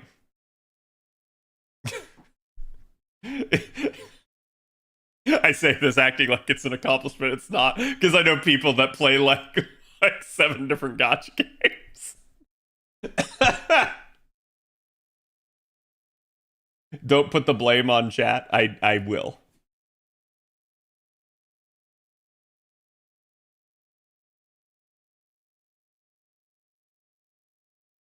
Adam, I would like to read your comment out loud, but I'm not going to.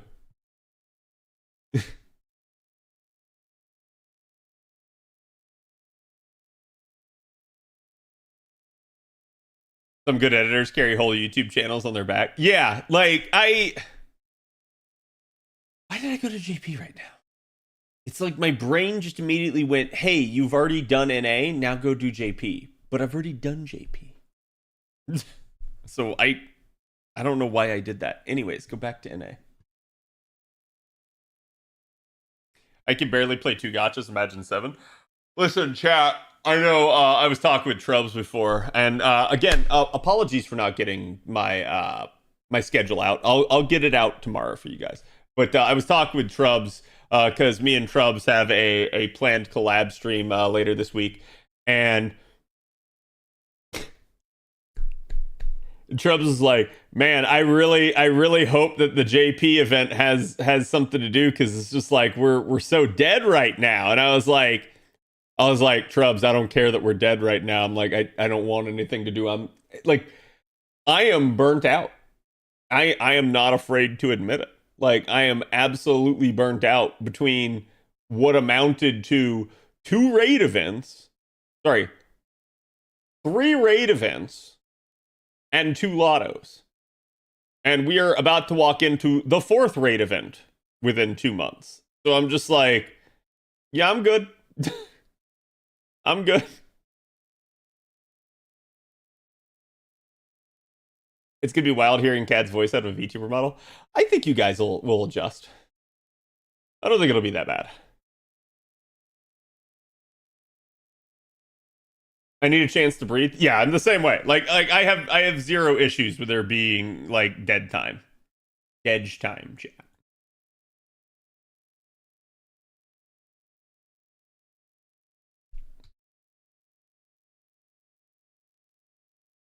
Now, chat, I want you guys to pay attention to something. Did you know? Did you know that this character has part of Faye's name in it? Right here. Okay? I just want you guys to denote that. I spotted that. The lore, yes, the lore.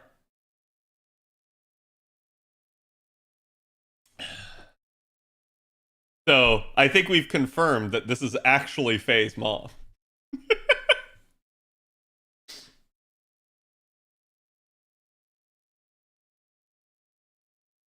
Truckun, thank you for the follow. The Fae lore deepens, yes. Yeah, and this one, chat, this one's not on a wiki. Avalon, why? Oh, God. Okay, hold on, chat. Let me pull up some stuff.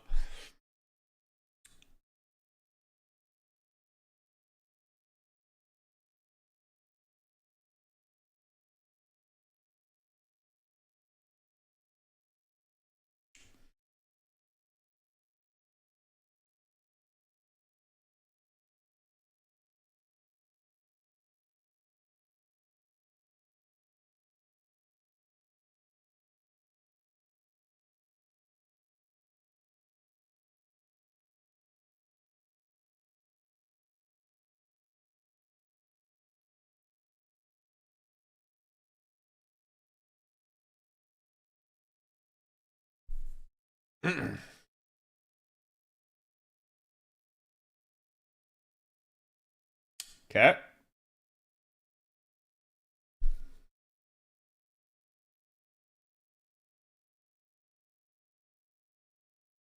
Okay.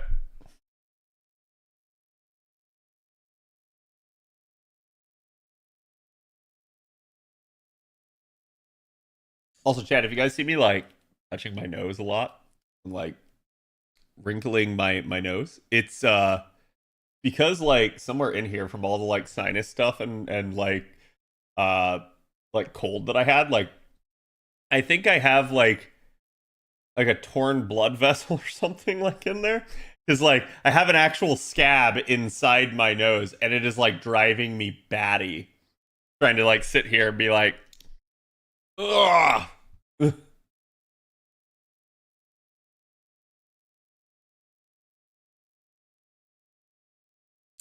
Okay.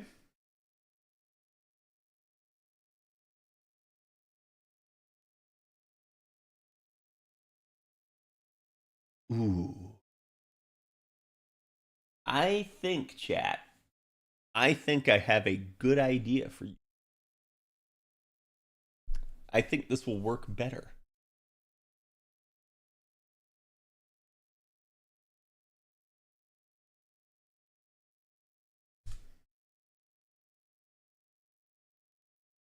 That is that not gonna Okay, there it is. Eh.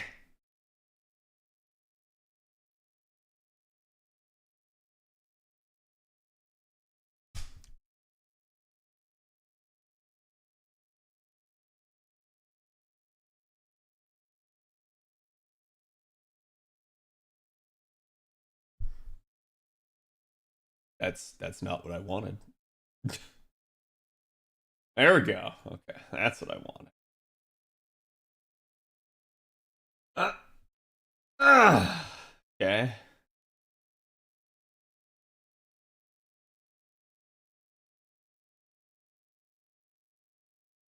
Okay. Gee, chat, I wonder what CE we're going to use.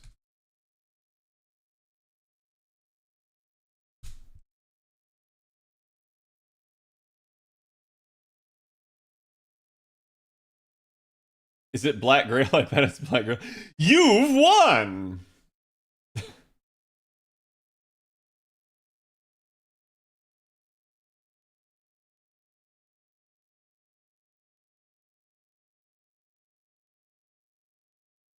Thank you, Avalon. Okay.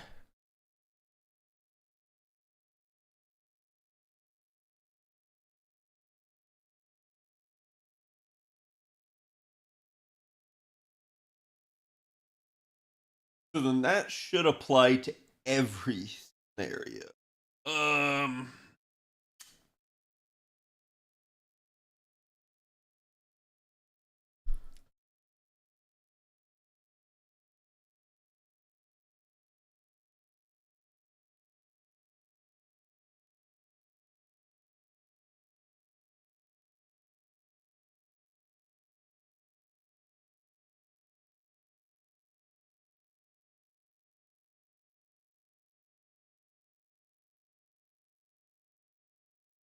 Okay. Good to know.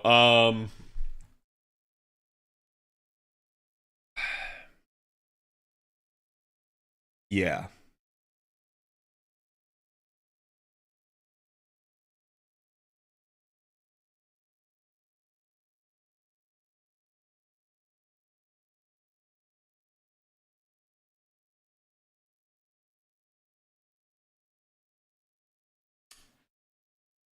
Ooh.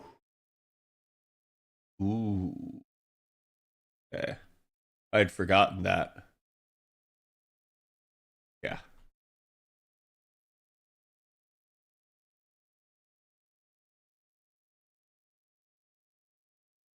I didn't have the opinion that. No, it's fine. It's fine.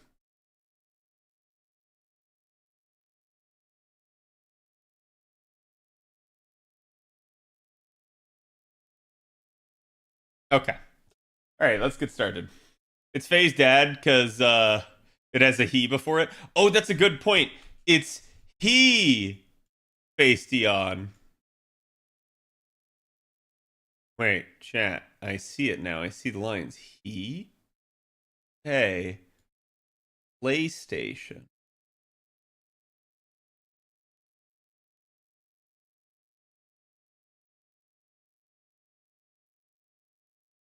My dad is Sony. The lore. Uh, the plot thickens. Yes, amongst many other things. Okay, let's get started, chat. I don't want to keep putting this one off. Also, again, sorry, I did realize in like going back through some of my videos that like sometimes when I'm talking like this, it actually sounds like you guys are getting a lot further away. So like, you know, scream at me if I sound like I'm like way too far away, but I try to keep the mic right here.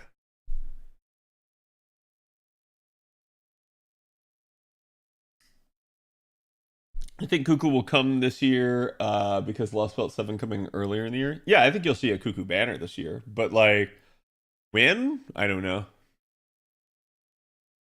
Stop going down on the mic. I can't. Sorry. Okay. La la la la la la la. Ready?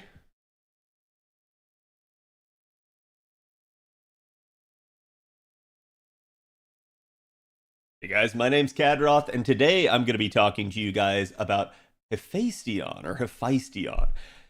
Hephaestion is a really interesting character from the standpoint that this is going to be a permanent 4-star added on the rerun of an old event.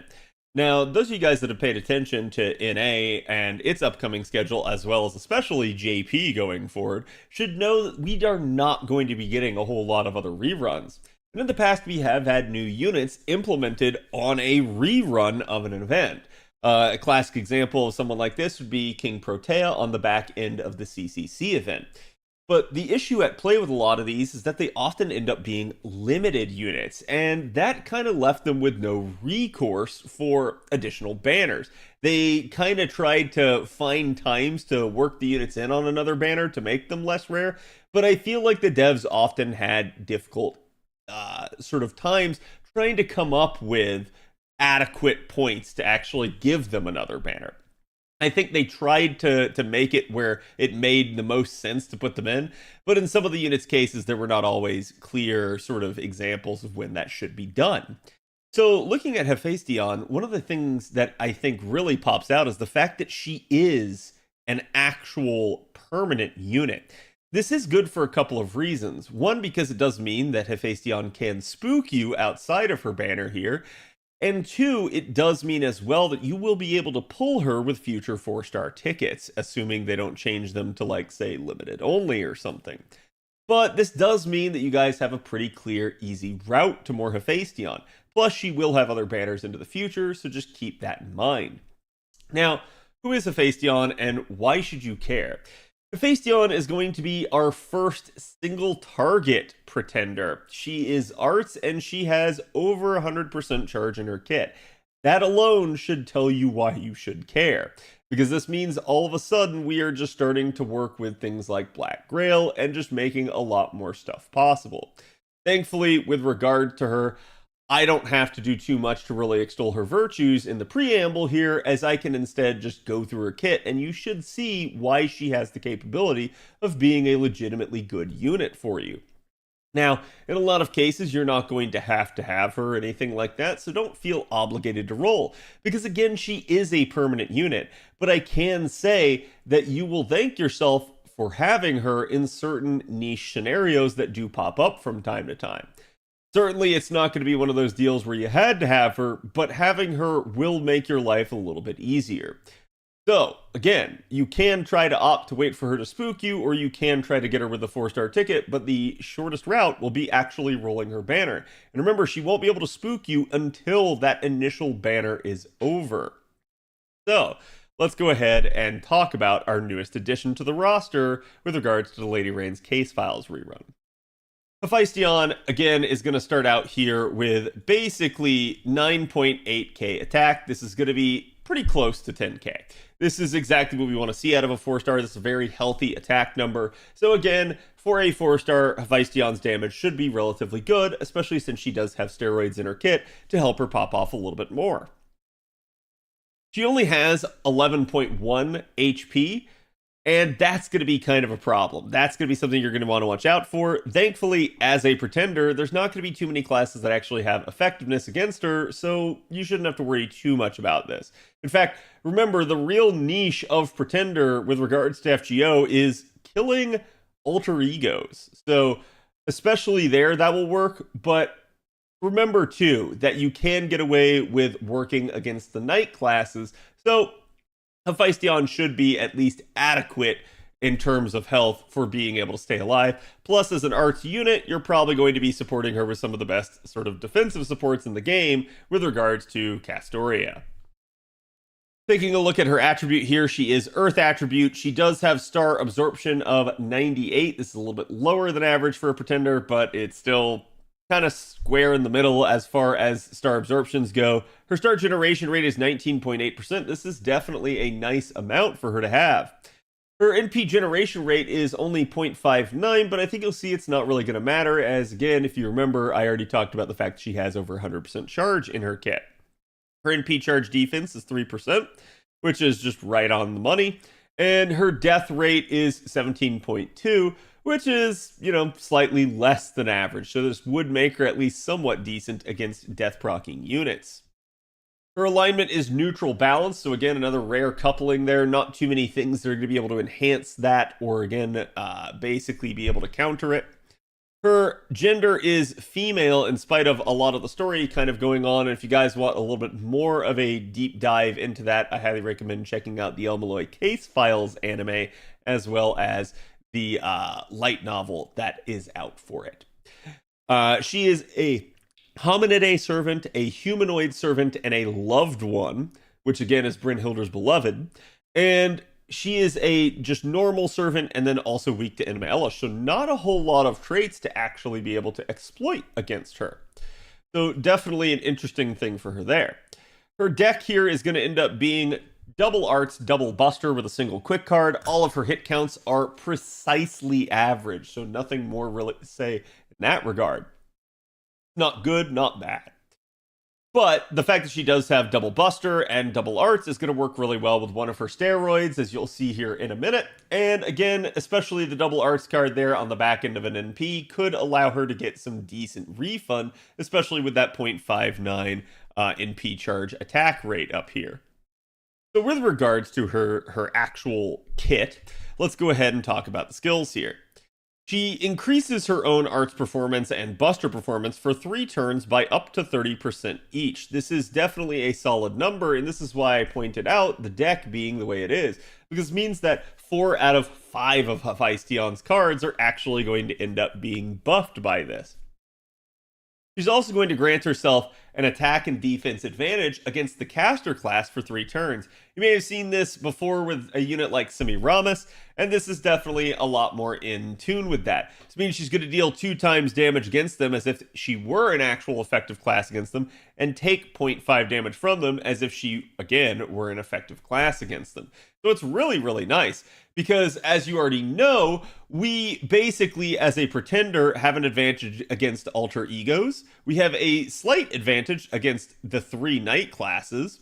And then now we also end up having one against caster class here as well. This means that Hephaestion ends up basically, especially if you add in something like, say, Berserker, ends up being actually effective against something on the order of like 6 different classes. This is actually really good for her in that regard. This means that, kind of in a similar way to how people talk about Draco nowadays, you can see it's going to be really good to have a unit that is somewhat effective against all of these classes with not much downside. Obviously, you're not really going to want to take her against the other cavalry classes or against some of her other counterparts like, say, Foreigner and such. But there are definitely some scenarios that I think you'll find Hephaestion can actually prove useful. Again, all of this will be on a 6-turn cooldown, so nothing too long. Cooldowns, however, are going to be a little bit of an issue with this second skill. As you can see, it's a base of 7 turns over here. This is going to be her charge own NP gauge skill, and as you can see, at level 1, you already get 60% back. In fact, you absolutely do not need to lore this skill. You can take it to a nice, calm, cool level 8, and that will get you 100% charge. The problem with that is it will still be stuck on an 8-turn cooldown, so if you want it back faster, that's where you'll consider the lore. That being said, you're not really going to get too much advantage from actually having more than 100% charge, so I don't really see any real value unless you are concerned about the cooldown, or you just really like her as a unit. Again, there is also certain aspects that may come into play. For instance, if you can't manage to get this even to level 8, waiting to use the charge skill until you already have gotten, say like all of your support buffs on, fired off the NP one time, may work for your advantage because you will get some refund with Hephaestion being an arts unit. That means you could probably get away with even less as long as you're not using the charge skill on like turn 1 with no additional support. Again, there are numerous ways you can handle this, but I'm just going to go ahead and say that it is possible to do less. My recommendation, though, is to go with rank 8, so that even if you have nothing else, no append unlocked, no starting charge, you can rest assured that you can get an NP out of Hephaestion.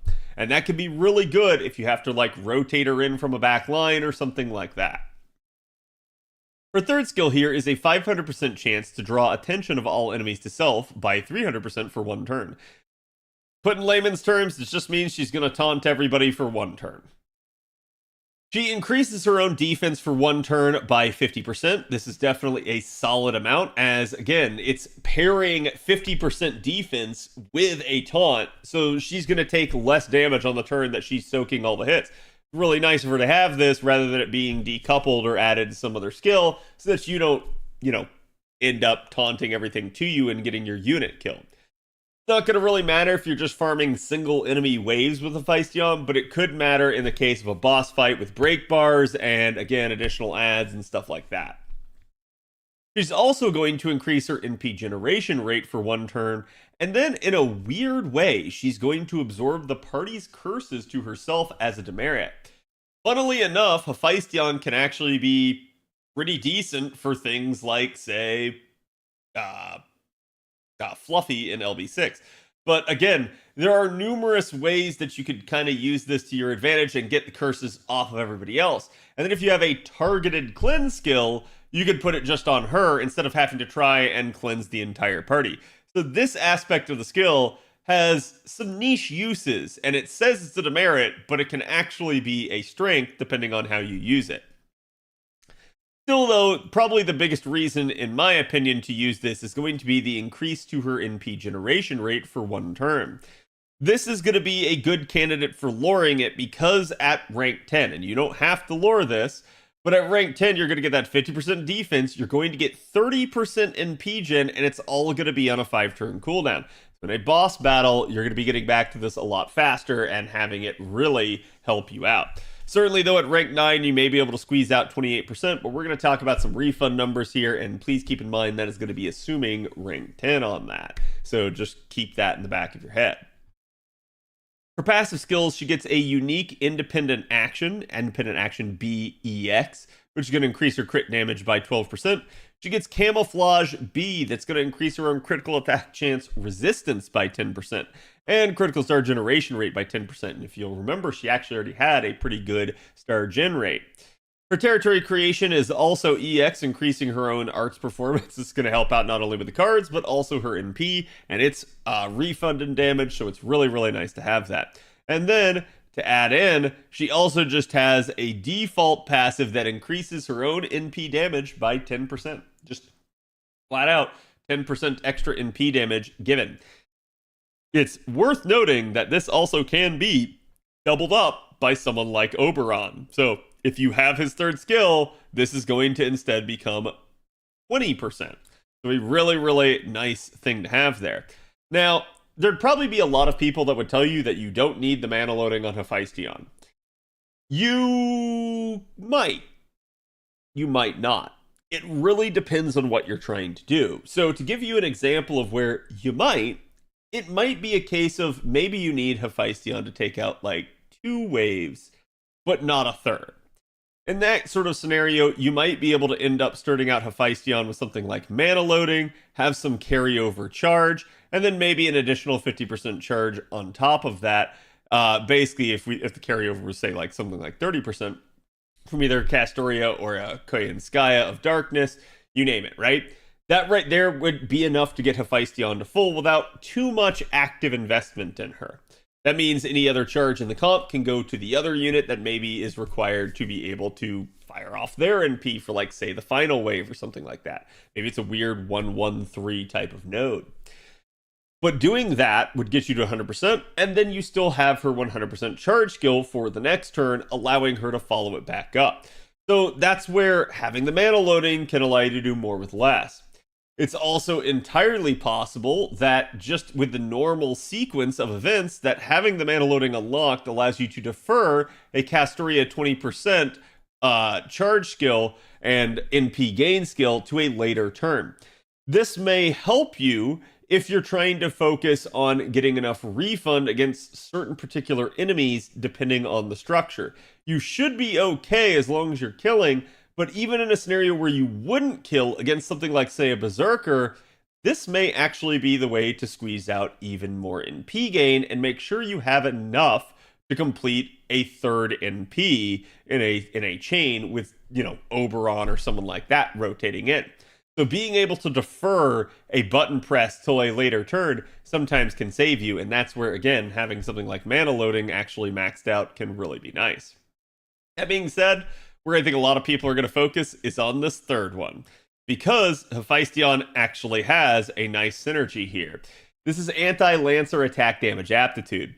If you remember, I already told you Hephaestion is basically 150% effective against actual knight classes. So not the 200% that you're used to with something like, say, Alter Ego, but 150% is no slouch. So definitely a nice thing to have, but then you would be able to add in potentially 30% more against something like a Lancer, making this even better for her. Again, though, Hephaestion coin's probably not going to be the easiest to get your hands on. Yes, she is permanent, but unless you just happen to luck out and roll a ton of her on the banner, or get spooked by her all the time, odds are you're not going to have a whole lot. Because remember, permanent 4 stars only get you 30 coins a pop. This is, again, going to be something where you'll just have to hope for later on down the line, more spooks or some sort of fix to the coin system eventually coming to help bail you out. But certainly, it's not an easy choice as to which one to go for, either mana loading or anti-Lancer attack damage aptitude. My recommendation, anti-Lancer attack damage aptitude, but it's up to you, and I can't say that mana loading isn't going to be good and useful in certain scenarios. Her first append is always going to be the extra attack finesse. This is probably the least important one in this regard, but hey, if you like it better than the mana loading, feel free to go for it. Again, remember, this doesn't just increase extra attack like power, this is also going to be NP gen and star gen of the extra attack as well. With regards to a Noble Phantasm, it has a weird C+ to A+ ranking. I'm not going to try to make sense of Nasu and his craziness. All I'm going to point out, it is a single target arts NP of 4 hits.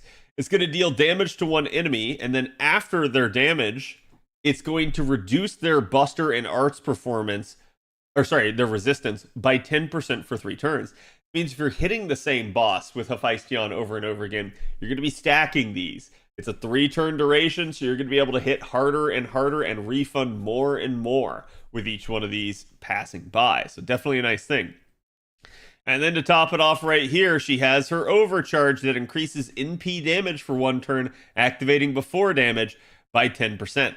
So again, this can be doubled up with Oberon, and in a weird way, if you wanted to make it possible, I guess sure, you could fully lure her charge skill and get that 120%, and combine that with 80% charge somehow else to immediately get to 200%. I don't really recommend that strategy because it's really not that worth for the extra 10%, but hey, it may depend on your specific scenario. So again, I do think Hephaestion can be really good for that. I think the NP is going to be her main attraction there. And the thing to keep in mind too with regards to this and refund numbers is that you can utilize the taunt and the NP generation to set up carding after the NP or even getting hit after the NP in a scenario where there's, like, say, break bars or something just happens to live. That means even more refund, even more capability of getting back to yet another NP. So let's talk actual refund numbers now. Considering Hephaestion in some sort of like double Castoria setup, realistically, you have things with and without skill 3 popped. Because remember, this is only 1 turn. I'm going to be honest with you. Without her skill 3 pop, you're probably in like the first 1 or 2 turns of a loop, and you don't really care too much about the refund because you're just going to back it up with another charge skill. If you want to do that, you absolutely can.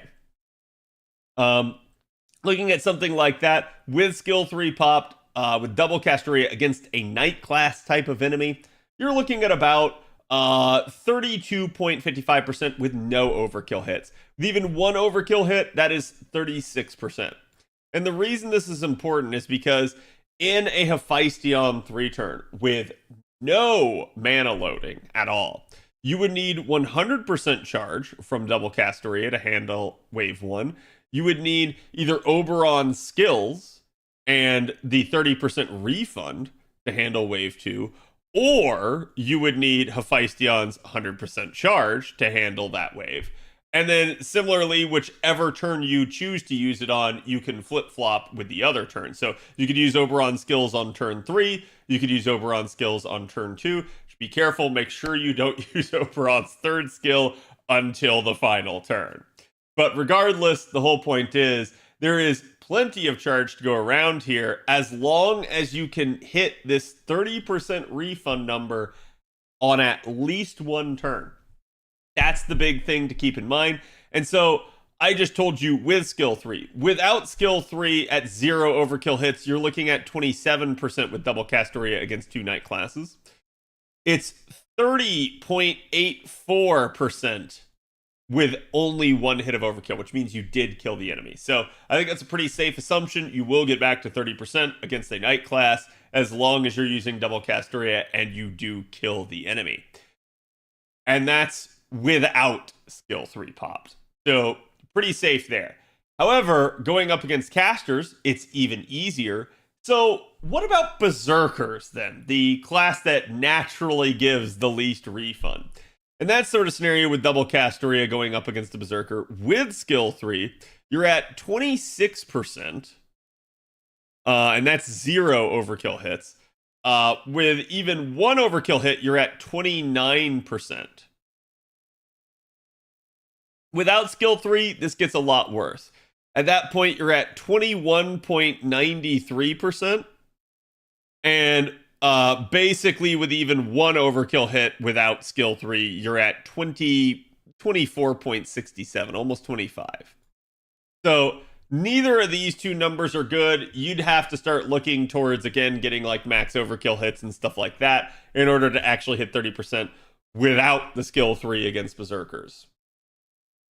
This is where I'm going to say, try to make sure you're popping the NP Jin number on the turn where you actually need the refund to make it up with something like Oberon's charge skills. As long as you do that, you're good, and you'll be fine. If you don't do that, you're in trouble. So this is why I highly, highly recommend being able to get that nice, even 29% number to have it round up. I recommend using that skill 3 with the NP. And that's against Berserkers, so everything else should be better than that. Doesn't mean she'll be effective against all enemy types, but everything else should have higher refund numbers than that. So there is that to pay attention to. So as again, assuming you have rank 10 the third skill and you've popped it, you should, with double Castoria against any enemy, be capable of getting back to 29% or higher. You don't, you're in trouble. That means, though, that we can make an official recommendation of Black Grail for Hephaestion. There is no other CE recommendation here. You could certainly go with lesser versions if you don't have Black Grail. So we're talking things like Heaven's Feel. We're talking things like Angel's Song or Dragonkin. Any of those, the lesser versions that you may see, all should work. Basically, try to get the most damage you can for Hephaestion because you're going to be starting from 0. With regards to other needs, you might have needs where you need something like Invuln Pierce or something like that. Obviously, there's numerous other craft essences that can work with that, Knowing the Way broadly, Honey Lake, you name it. But again, the sort of recipe for success will be trying to start from 0 with Hephaestion so that you get the most firepower out of a CE. Because a lot of the time, the way CEs work is they often trade damage capability for starting charge. So the less starting charge you have on a CE, the more likely you are to have more of other sort of stats and traits. So again, trying to get the most out of that if you needed an Invuln Pierce CE would be looking at something that actually can allow you to pop off there. But still, it doesn't require you to have a whole laundry list of craft essences. Just know that Hephaestion can start from 0 and try to figure out your best solutions for that. With regards to the NP damage list, I always like showing you guys sort of the raw numbers here. Please keep in mind that, again, you're going to be looking a little bit more on the side of things where it's all neutral numbers. The thing to keep in mind with Hephaestion is, well, you're not going to be encountering a lot of neutral.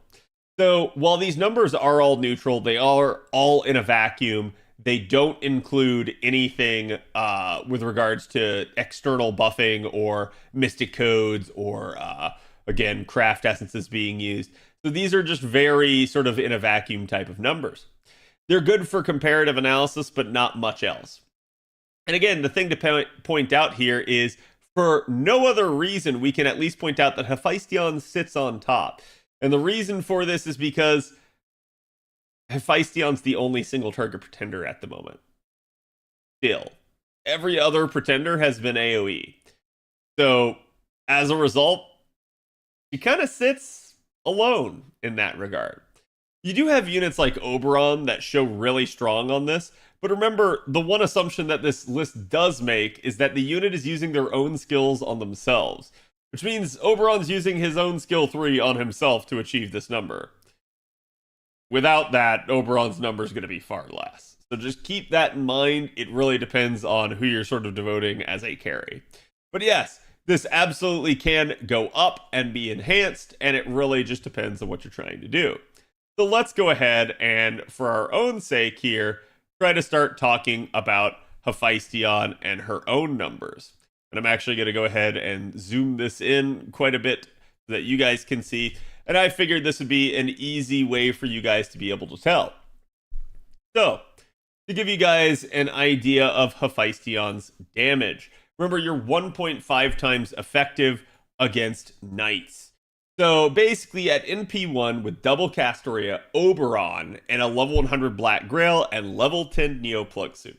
And you're not at these numbers, it's not a huge problem. It's just being used to keep things even for comparative sake. You're going to be looking at NP1 on wave 1, dealing, and these are effective numbers for once. Normally we also will tell you some neutral numbers with the buffs added, but these are actually 1.5 times effective. So at NP1 against knight classes on wave 1, you're looking at Against knight classes, you're looking at 321k there, and then 321k for wave 2, and then 638,590 for wave 3. That's definitely some good numbers for you guys. For NP2, this immediately gets bumped up. It goes 428, 387. And then again on the second wave, and then 851, 453. So you can already see the huge damage spike there from getting an NP2. Do you have to have NP2? No. But keep in mind, these numbers are going to be good enough to kill everything pretty much outside of a 90++ node. These are definitely going to be really solid. In 90++, you might see a couple of issues here, but remember, these are only the knights, which are only 1.5 times effective. Okay? Hephaestion against something like casters, alter egos, and berserkers, as well as Beast Draco, she'll be 2 times effective. So I'm just going to call this other effective. Basically, at 2 times, you're now looking at NP1 Hephaestion basically being 428k.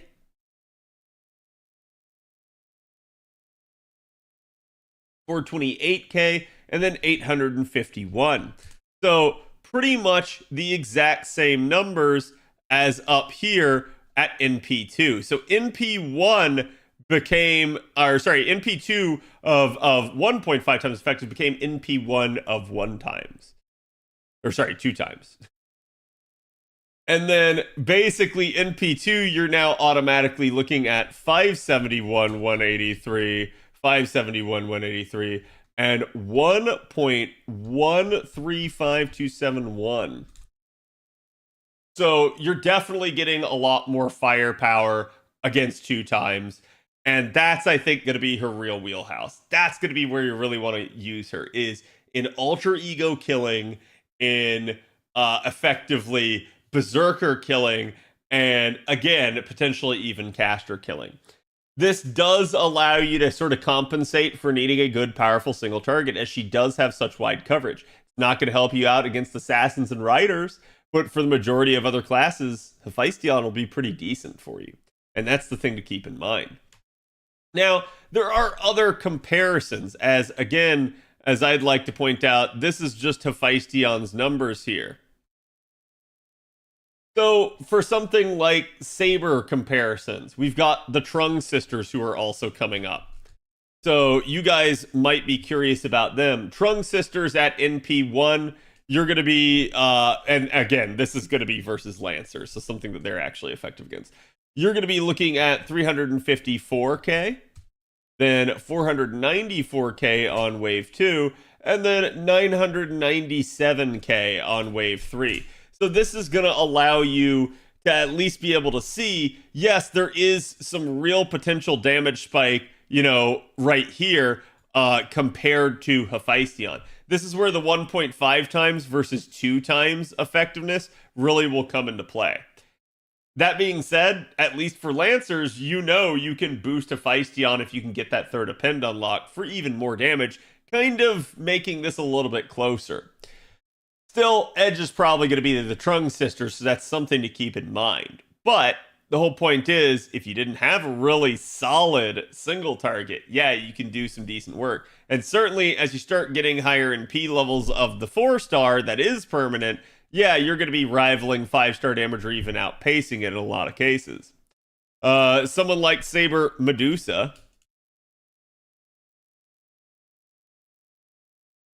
you're going to be now looking at instead 275, 953 for wave 1 there, 403, 527, and 758, 663. So again, not too much there, but these are also assuming kind of a best case scenario. In Saber Medusa's case, she's not really going to be touching something like Black Grail. We're looking at traces of Christmas instead for her to make her possible. So this is where you're seeing a little bit more fall off in comparison to something like, say, the Trung Sisters, which are using Black Grail.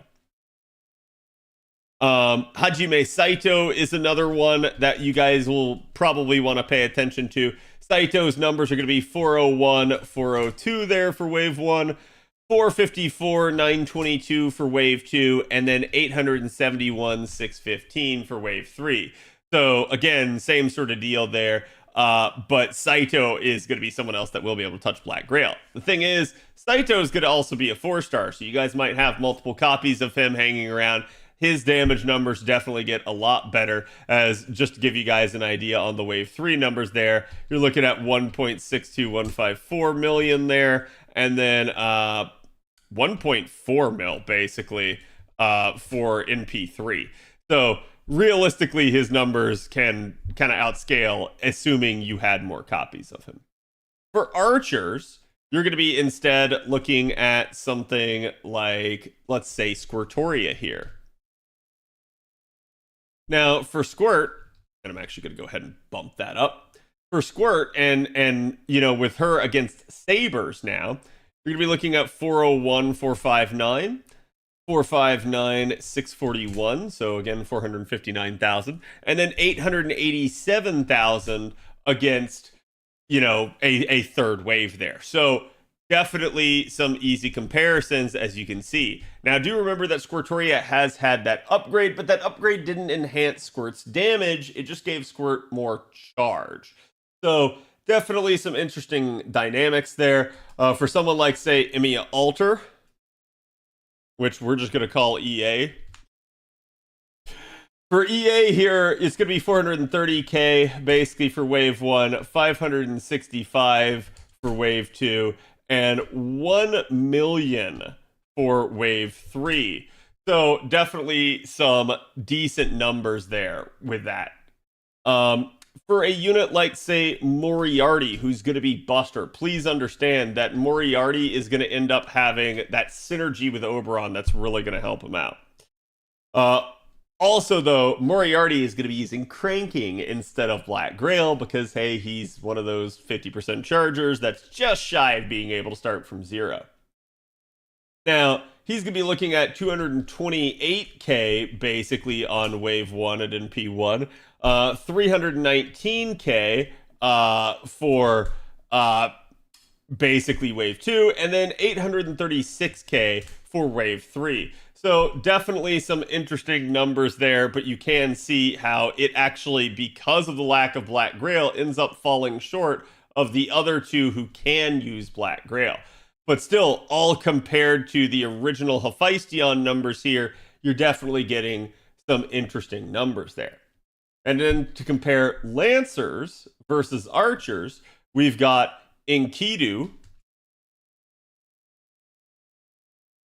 Enkidu's numbers are going to end up being something like 215k, 265k, and then 965k. So the issue with something like this is, remember, Enkidu has a little bit of a wonky time doing things. Enkidu's got to start with a 60% C for this to work, and it's rather weird because Enkidu can't get back to his charge skill. But certainly you have some decent firepower there for something like that. Brynhildr, on the other hand, you're going to be looking at 200k, 253k, and then 738k for a nice spike at the end. And keep in mind, in both these cases, you could have Threat to Humanity for Enkidu, you could have Brynhildr's Beloved for Bryn. That's not being factored in here, and that can improve the numbers even more. For, you know, something like, say, our Riders, I'm going to go ahead and put them down over here. We're going to have Ozzy is going to be one of our choices. Ozzy's going to be a particularly interesting one because he's also going to be starting from a 60% C. So that's naturally going to cost him some, but you'll be surprised by Ozzy's final number here at NP1. So NP1, and this is, remember, Ozzy versus casters at this point. This is Riders versus casters, so compare this to the 2 times numbers for Hephaestion.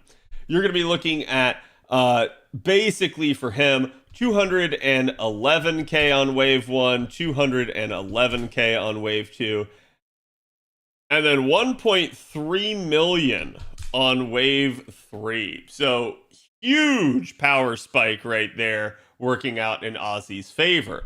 And that is definitely going to exceed quite a bit of the capability of Hephaestion unless you've got multiple MP levels really rolling around in there.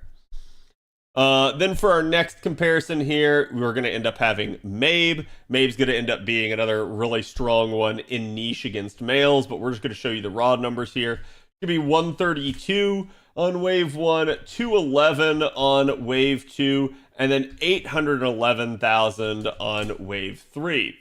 Now, keep in mind, the issue at play here is these are pretty decent numbers for Mabe. She's not in man niche, and she's starting with a K-scope. So, not the best of starting CEs for damage output, and she's still managing to pump those types of numbers. So definitely not bad. Definitely would get even better if you're actually against a man-traded enemy. And then we're going to go ahead and use Cinderella here as our last comparison. I think this one will be an interesting one since a lot of you guys just got her. This will be NP5 because she's a welfare, so we're going to go ahead and jump to that assumption. But you do have the Wild Beast niche that could increase these numbers even more. This is going to be her starting with Cranking, a CE that's going to come out for you guys this year that we'll talk about in the banner review. This will, again, be a really powerful comp for a lot of people. This is going to be 275k for Wave 1, 362k for Wave 2, and then 1.1 million for Wave 3. So definitely some interesting numbers here. And the entire point of this, why I showed you all of these numbers, is to give you guys that idea that, well, Hephaestion is not necessarily going to be the world beater that's going to beat everyone. Hephaestion is going to be competitive against some of these people within their niche. Doubly so if you can manage to get multiple MP levels of her, especially compared to an NP1. Start getting NP2 of some of these other units, yeah, that's definitely going to put them ahead. But again, you're comparing 5 stars to a permanent 4-star. So that is definitely a ball in Hephaestion's court, as it should be a little bit easier to get a permanent 4-star and get more copies there. And as to whether or not you should roll the Reigns banner that has her, as opposed to deferring to later, that's up to you. I can't really give you that advice. All I can say is Hephaestion's a fantastic unit. Let me know what you guys think about her in the comments below, and which Ascension for her is your favorite, as they're kind of similar in a lot of regards, so I'll be curious to read. I will see you guys for the next one. Get ready for banner review soon, and have a good one. Okay. What did I say wrong, Jack? Am I going to debut like other VTubers? I'm sure I'm not popular enough to be as big as other VTubers. But will I debut? Yes. Dad's body is a machine that turns apples into mats. Yes.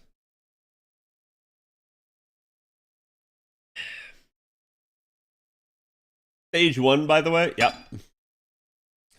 Worse, I like Cinderella's skills better than Ozzy, just preferences. I think Cinderella is a really good unit. And I said this when she came out on JP. There were a ton of people, even after Cinderella came out, that were just screaming. They go, I just want Kentoki. And I'm like, she will actually outdamage Kentoki.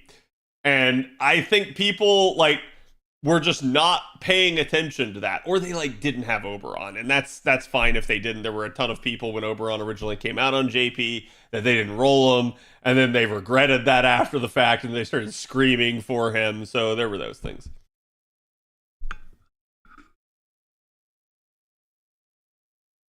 For Saito's 1.4 million. Oh, was that okay? That's my bad.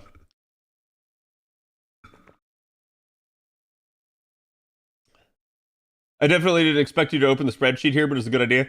I knew you were going to give me too many numbers.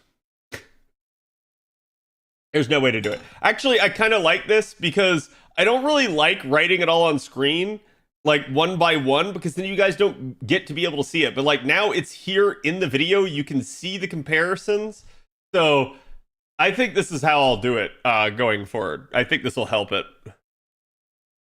Because otherwise it's like, people aren't going to have any real idea.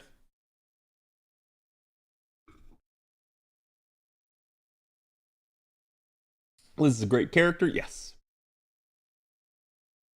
Ba-da-da. Spreadsheets are an accountant's forte. Yeah, it's kind of wild because I'm not used to typing with a number pad on mine. I think the big thing I needed to do is I needed to like come in here and usually there is a, I don't really want accounting. Which one do I want? I think just number. Number's not good.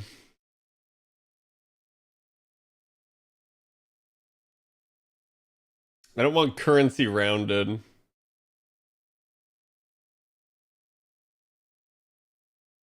Spreadsheets make me feel so lost. I understand.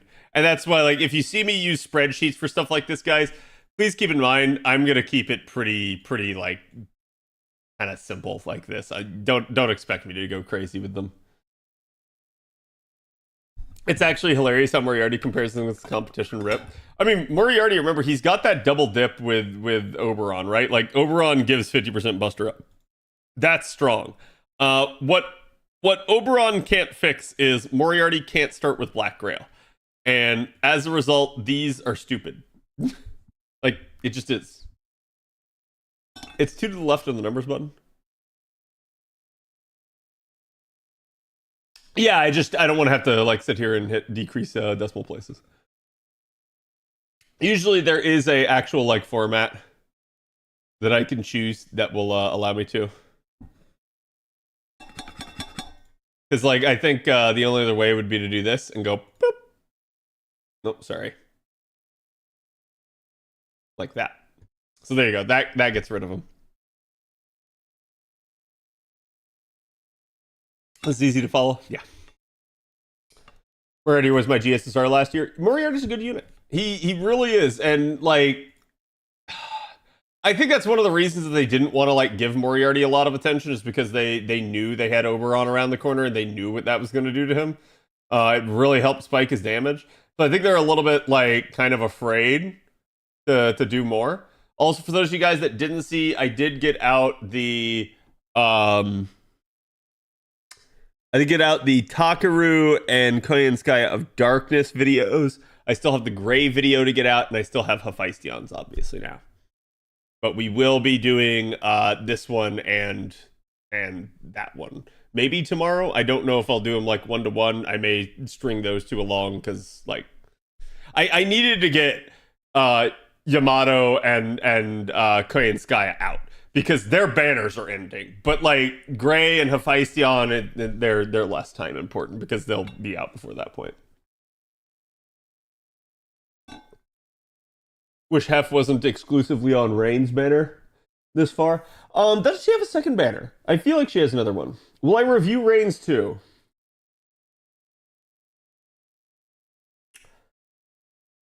Oh, that's good.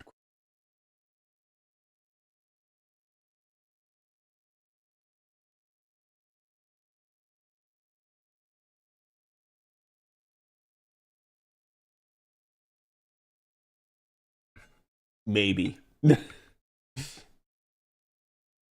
I stand as another banner with evocation. Okay, yeah, I was gonna say I could have sworn she had one that didn't. Is it worth it to farm hard in the Case Files event? If you're a newer player, yes, potentially. And the reason for that is because the lotto, or sorry, not the lotto, the raid mats are really good for new players. Frostwolf, thank you for the 29. Appreciate it. Hope you're doing good today. Getting MP2 Reigns too risky on the same banner? Yeah, like, here's the thing, Chad. If you get MP2 Reigns, you get MP2 Reigns. It just means your Reigns and P is better, right? Like, it's not the end of the world. It's more defense down. It is what it is. Like, I don't use Reigns as MP all that often, but if you had to use it, it's there. So it's like, just be prepared because you know what you're rolling for may not show up. Or like this is inevitably what happens, chat. People roll Hephaestion, they will get Reigns, they will get Salty. Because they get the SSR before they get the SR. And that happens. Like there's numerous banners where that's been a thing. Keep in mind she is permanent. You don't have to roll here. There are other ways that you guys can manage, right? Like it does not have to all be one thing and one thing alone. Okay, chat. I don't have anything else to do tonight, so in the essence of resting my voice, we're going to go do Konani. I'm going to type in the Konani code.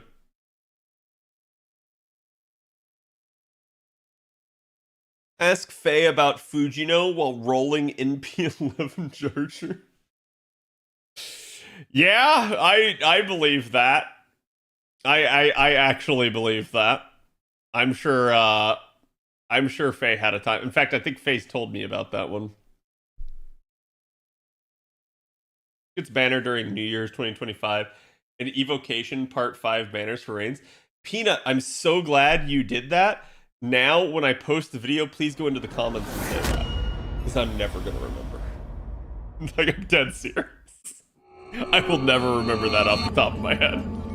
This is the problem. I used to know all of our banners by heart, but, like, this current year that we're going to be banner reviewing, chat, is the year that, like, JP just went with all their banners. Like first, they basically just added way more. Oh, chat, y'all haven't seen what happened over the weekend. I may have been sick. I may have had to go lie down. I may have not streamed on Sunday. But, like,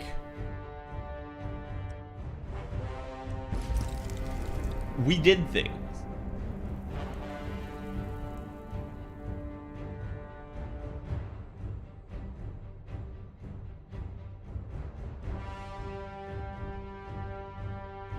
Owner Race Summer 7. Also, chat, hold on. I realized I did not set my nudity settings back off. Oh, thank God. Okay, so the first thing when I loaded in was not like it was not nudity. I had that immediate thought of like, I need to go turn that off. Okay. Here you go, chat. Oh, look, she's not topless. Okay. Anyways, the chat. Let me take you on a tour. I can show you the world. I can't hit these notes. So we've fully encapsulated the base now. The like shitty like sandstone walls that you have seen, chat, are now like gone, and we have made like super base, at least the beginnings of super base, okay? So, like, we've got like all these like guard outposts. We've got like Dina the Huntress in here with her siege cauldron waiting for people to come through the door, where then we close the inner door and then they're trapped and they get boiling oil poured on their heads. And then we have like all these like heavy reinforced doors. We have the crenellations that if you try to climb will hurt you. And a lot of the floors are actually trap doors that will open and block. Oh, by the way, chat, there's Rock Lee. He's our golem. He pound rock. Like, I don't know if he's gonna do it for you here. I'm gonna let you watch. There he goes. He working that rock, chat. So, holy fort, yeah. So basically, like, you can just easily, like, just pop these and then just drop down in and get to, like, the bottom floor, like, real fast if you need. Then we built them all the way up over here. I haven't done those two gates yet. And I'm in the process of basically doing this one over here. Also, Brondo is dead, chat. I'm sorry, we lost Brondo. I don't remember if I showed you guys Brondo or not, but we had Brondo, and he dead now. He went kersplat. He basically got pinned against a wall, and like two guys with great swords were kind of like, come over here, and he didn't make it. So, who? Brondo. We saw Brondo. Okay, good. I'm glad you guys got to see Brondo. Also, chat, I killed some dragons.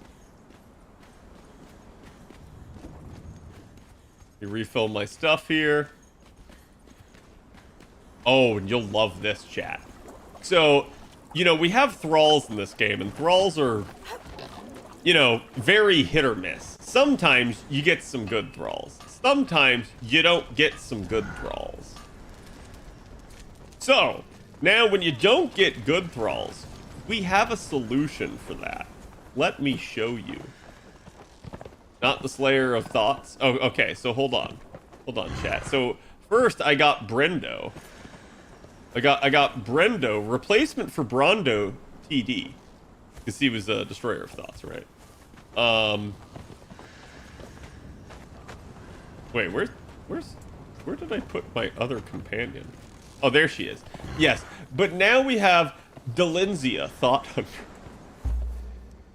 She was Delenzia Snow Hunter before, and I renamed her. I figured that was the better name. Also, we still have our slightly disgruntled Bjorn over there. So anyways, what happened to Aurelia's armor? Oh, you don't like this version? It's still heavy armor. You just can't tell because it's been transmogged.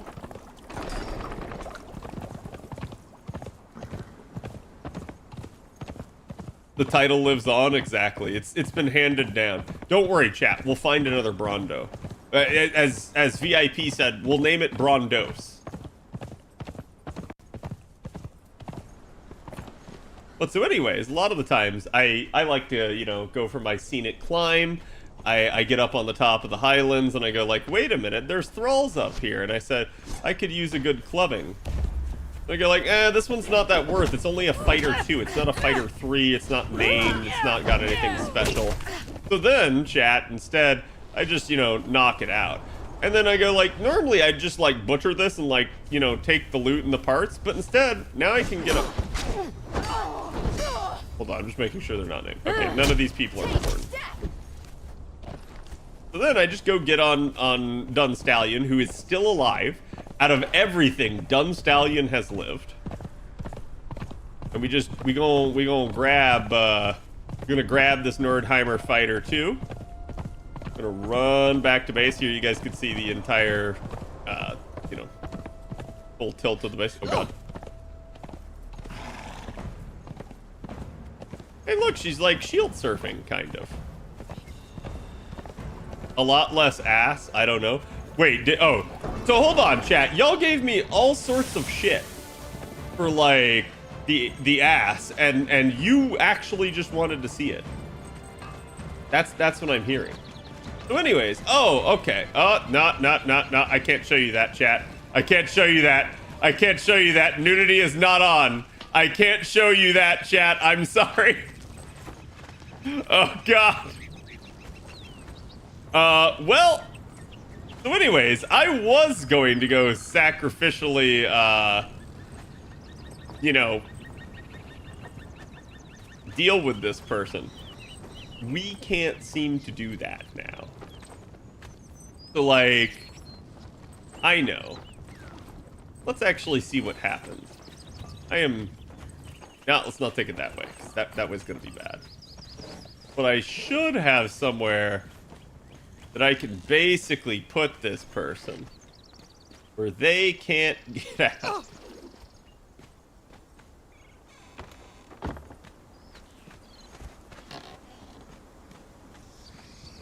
They can get out of this one.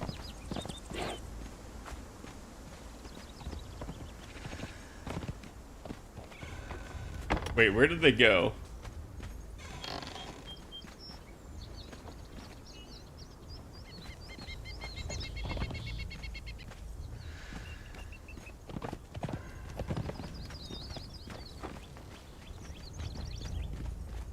Why is Dun Stallion right there? That's kind of wild.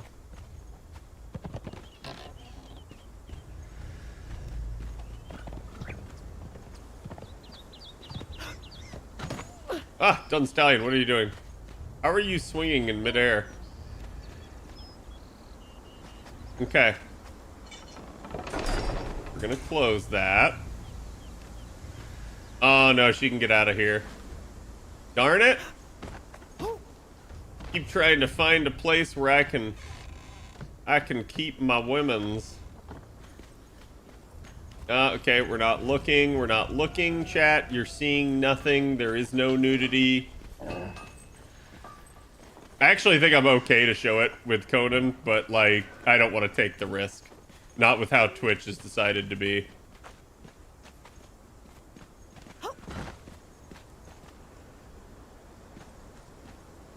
I actually have no fully encapsulated place that I can store her in. This is deeply disappointing to me.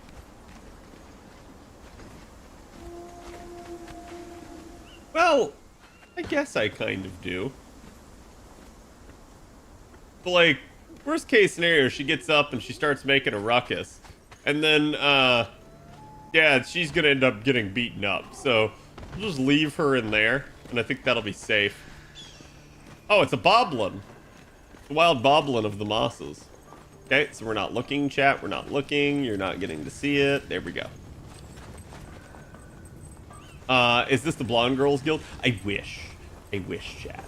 So anyways, I did hit max level as well. So, we have... I completely redid my knowledge and tried to learn the bare minimum of stuff that I needed, which still only left me with 34 available points. So I have 34 more points I can spend, but I'm being very restrictive as to how I spend it. We've also gotten, like, the whole Acolyte of Mitra thing down. So I think today, chat, I'm going to go show you the wonders of a map room. And in Conan, the world is excessively big. Hey, Bob, where's the other stones? What'd you do with the stones, Bob? Bob, did you steal my stones? Do I have the stones? I don't have the stones. We're out? Wait, did you use the stones? Because we made corrupted stones.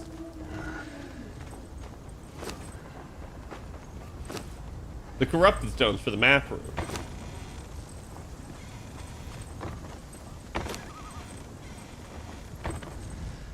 I ate them? Damn it, Faye!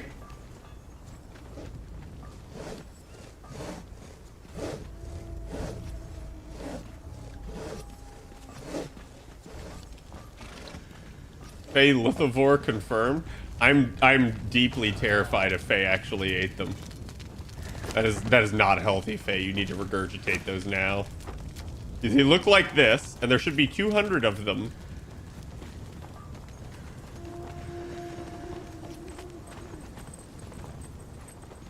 More stone for the stone god? Ash, I swear to God, if you stole them. Hell hath no fury.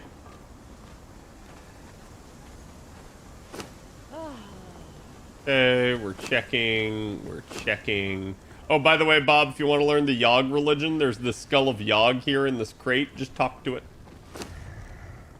He'll speak his terrifying power to you.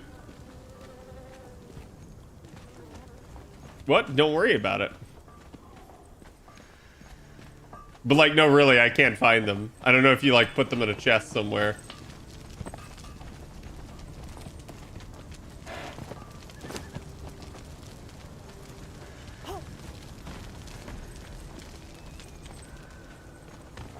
It's on the improved cauldron. Okay. Thank you. Sorry, I'm an idiot. Yeah, I think I did put it here. So chat, we also captured a medicine man that Dun Stallion's standing on top of right now. But anyways, we're gonna go put down the map room. Map room.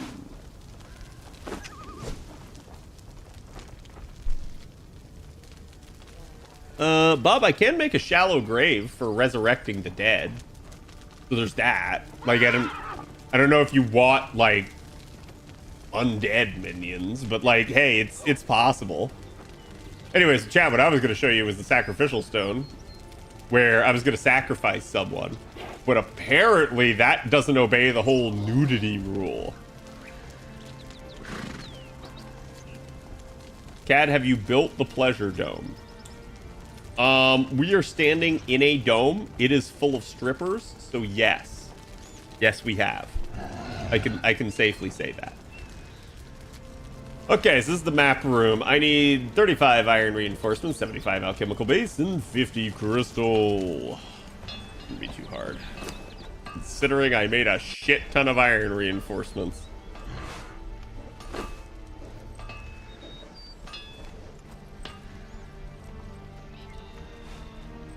Okay.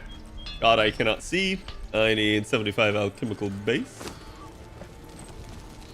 It's so big.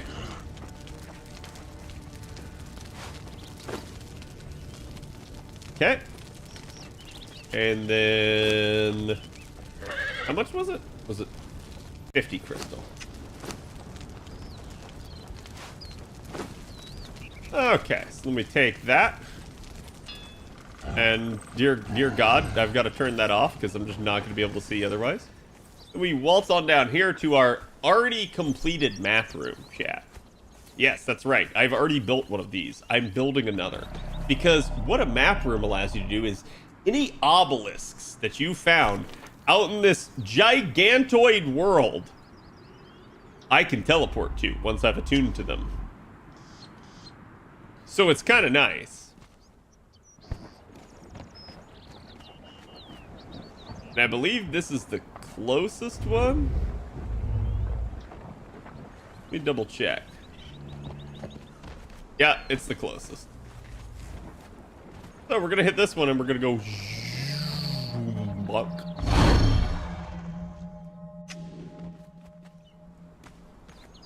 And then we're gonna end up here, and hopefully Dun Stallion followed me. Yes, he did. And the reason we're coming here, chat, more than anything else, is because where there's an obelisk, there's a way. So I don't really think I can build right here, but we're headed over to Supermaru. And Supermaru is one of the major thrall camps. It actually takes me quite a bit of time to get over here. It's not super far away, but it is annoyingly far for trying to transport thralls from. Doug Dimmadome, owner of the Dimsdale Dimmadome? Yes. The Dimsdale Dimmadome. We're going to turn left over here.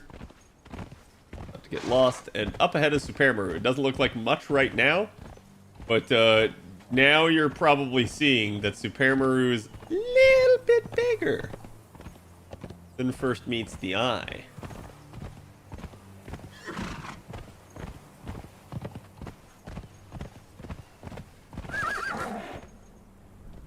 In fact, we're going to make a quick canvas right through here just to make sure. Unfortunately, my companion is probably going to start a fight with everyone. And this is how I lost. Oh my god. Oh my gun stallion. How do you get stuck? Okay, none of you are named. None of you are named. You're not named. Are you named? Okay, hold on, chat. Male dancer. Oops. Anyways, my finger slipped. We got Stygian fighters. The Morin fighters. Oh, she is... Okay, good. She's not topless. I had to, like, side-eye that to see. This is Conan. And actually, I think I have to talk to Conan. I do!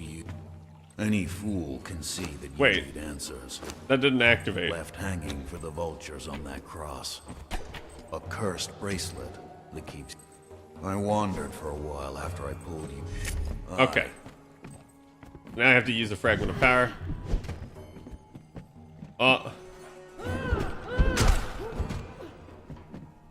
Yeah, I mean, like you can see nobody really fucks with Delenza. She just starts clubbing.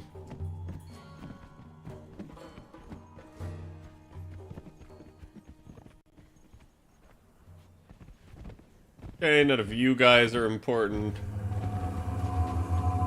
None of you guys are important. Hey, you guys, are any of you important? Oh, Hoshin the Fang. Hey, hey, Delenzia. Conan frees you in the beginning of the game, then leaves you. He does. So, like, you gotta find him out in the world. He is in Supermaru. But anyways, yeah, you can see there's my, my Wheel of Pain that I put out there. Sorry, Wheel of Friendship. Gotta call it the Wheel of Friendship. Okay, you still good? No, you're going right into that.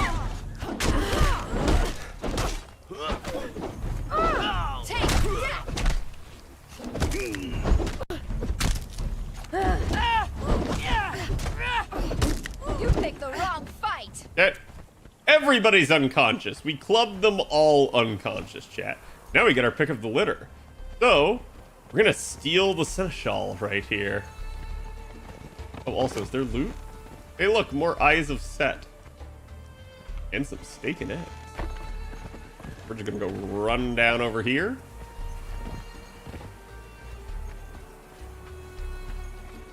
Galablog, yes. And we're basically just gonna go ahead and put Hoshin in there.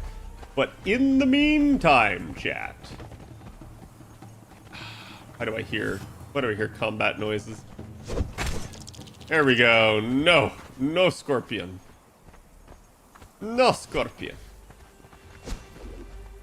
We've got a map route build.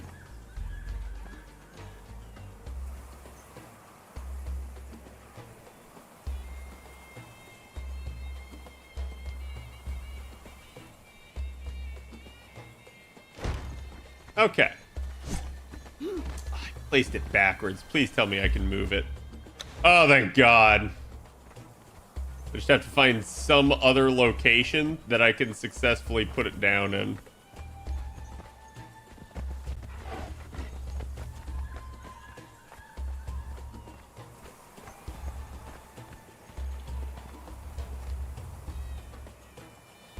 I hate map rooms. They're so big.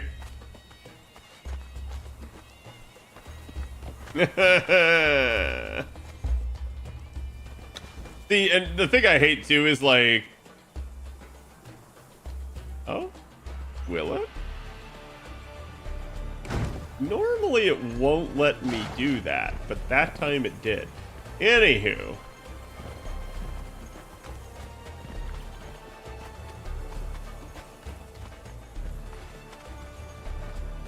I'm also gonna very quickly run over here.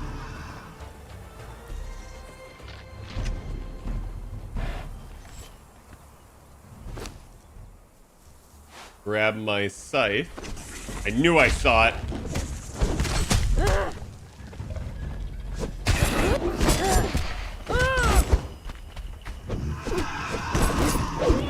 Like I said, chat, if you can't tell I'm wearing heavy armor, now you should be able to tell. Just got hit twice by those things, and it did, like, nothing.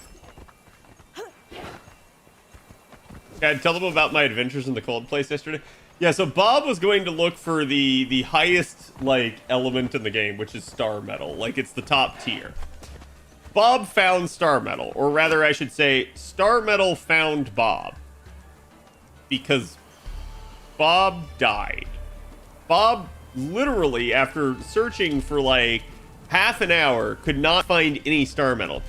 He looked up to the sky, beheld the meteors, which are what star metal is from, saw them falling, and then proceeded to get hit right smack in the face by one and died. He literally died to the one thing that he was seeking. It was quite hilarious. I had to go save him.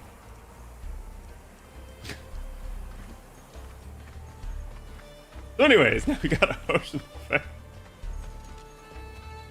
Poetic. It really was. Okay, that's not a name, even though he might look it. Here, any of you named? No. Are any of you named? No. Are you named? No.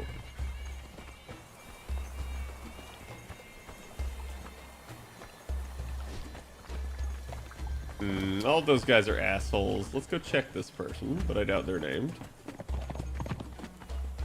How do you make the outfit to cover your armor? So what you do is you go to the thaumaturgy bench. Oh, she just clubbed them out. You go to the thaumaturgy bench and you basically put the item there. As long as they're fully repaired, you can transmog. It'll ask you which item do you want the stats to go to, and which item do you want the... let me check these two.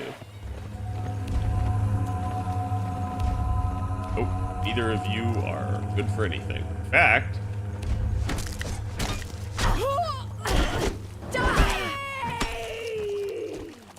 Well, I mean, that's anticlimactic. You can't just club them out like that.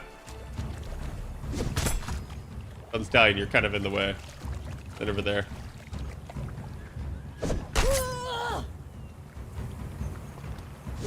Gods are displeased with me. Yeah, I just had to make sure they died so that they'll respawn.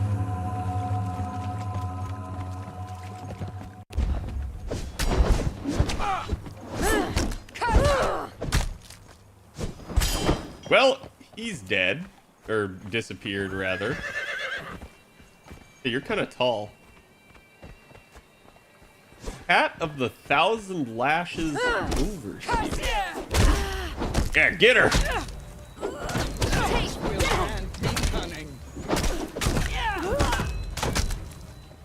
Okay, now we got a new Overseer. I don't think we have an Overseer, or maybe we do? I don't remember. Either way, it's a woman!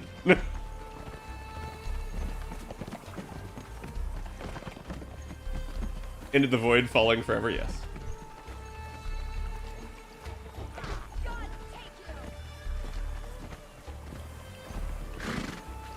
Oh, she's still back there clubbing people.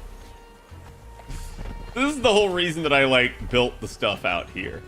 Is it just makes it very, very, very easy to, like, pick up thralls. And so I convert them at the wheel here, put them on my horse later, take them back, and teleport. That's the whole reason that there is a map room right here.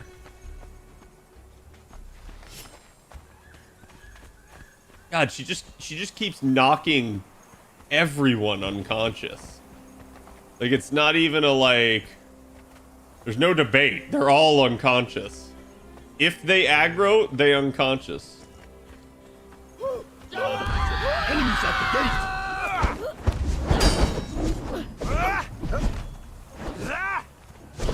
What?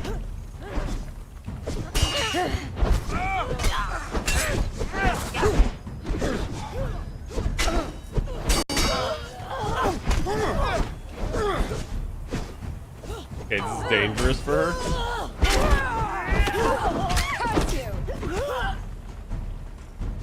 Like, this many enemies? I don't know what aggroed them all suddenly, and I don't care.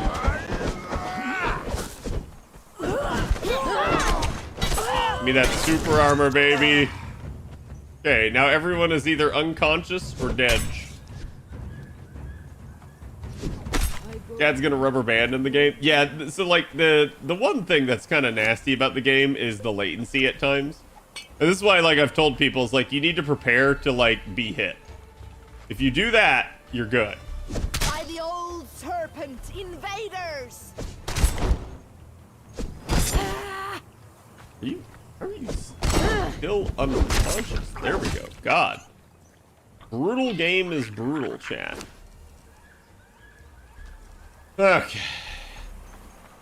Okay, you're unconscious, but I don't care about you. Like, I think some of the guards, like, can't be named, and so it just doesn't matter. Can you aggro Conan? No, surprisingly. You cannot aggro or kill him. I, in a weird way, wish you could. Or, like, better yet, thrall him. It'd actually be kind of poetic for the movies. Like, Conan was a thrall at one point in his life.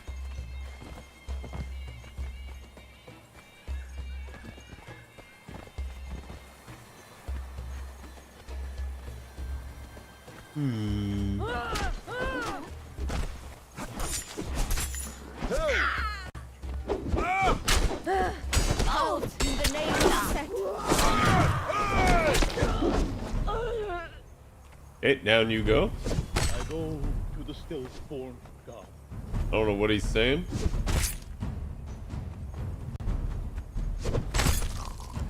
Okay. So the reason I'm killing them, chat, is not just for, like, mindless slaughter reasons.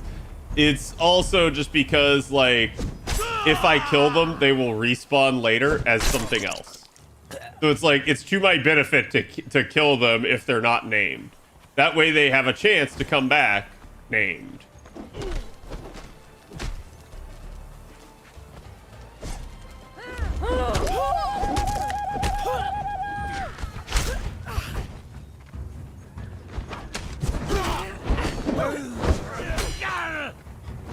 Okay, that's a lot.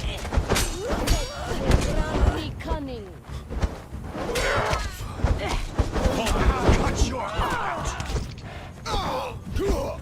None of you are named male performer. Die.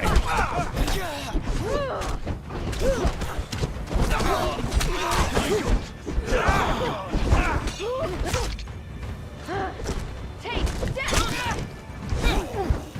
Set will glory in your death! By the old serpent, invaders! Oh god, there's another name. Oh, this is not good. Curse you!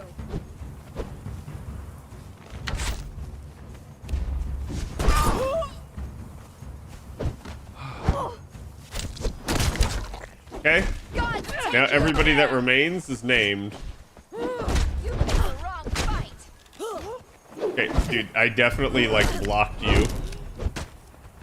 Curse you! Okay. Thank God, no one important fell through the world. Alright, Dun Stallion, go. We have a new alchemist. This has been a very lucrative trip so far, chat. Maybe I got that streamer luck. Maybe I need to stream more often.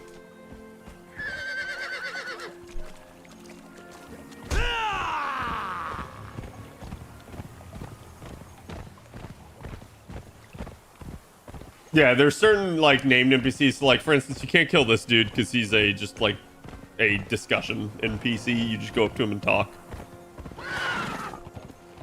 I do wish I could, like, put things in the wheel on my horse. That would be great.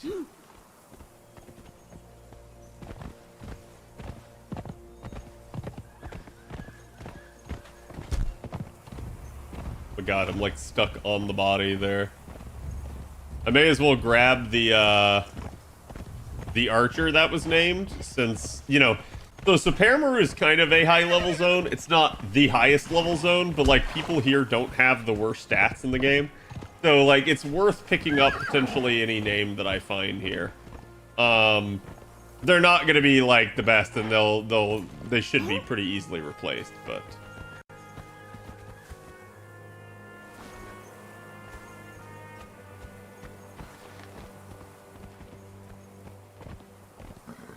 We didn't even aggro the whole place.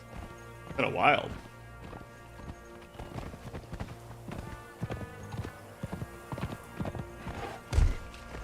God. Apparently my horse, like, won't run over an unconscious person.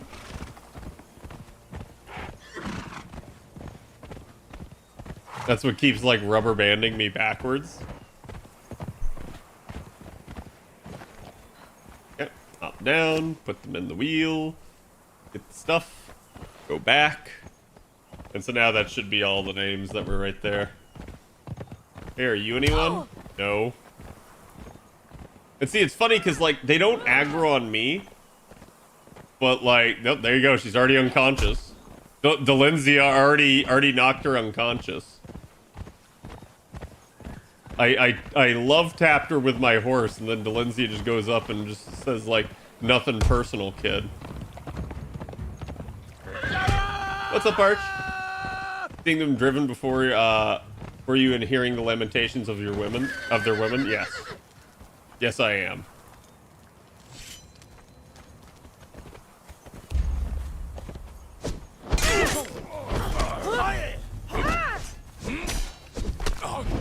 Curse you!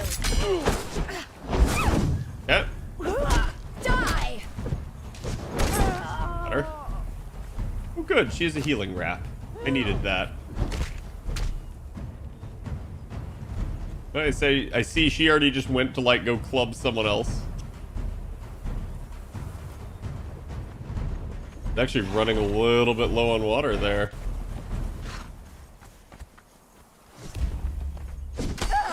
God, take you!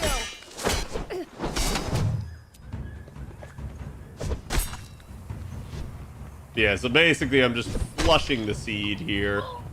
Trying to, like, get rid of all the people. I don't really care about the guards. I don't think the guards themselves can be named other than, like I said, that, like, one archer that you found. But definitely anyone that's, like, a trade craft, I will kill. Just to, you know, and especially the male performer there. Just to get them to re-roll to see if there's potentially another name. And, like, killing a cook won't always result in a cook. So it's like, heck, killing a cook might get an armor to appear instead. So there is some reason to, like, actually get rid of some of these people.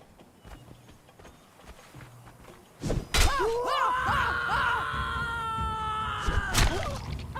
we go. Slaughter in the streets. What DLC has the best armor cosmetics? So I think it's, like, largely to taste. I'm really partial to, like, the, like, Aquilonian stuff, but that's just because it looks like Greco-Roman type things, so it really does depend on, like, what you're... Yeah, it's a merchant. In the name of Set, identify yourself.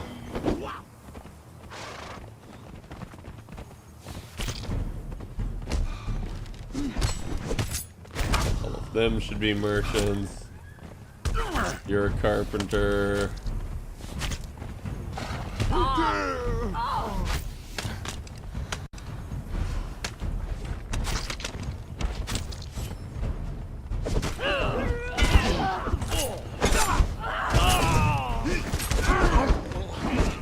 Like the Cobra Exile, my fight is death.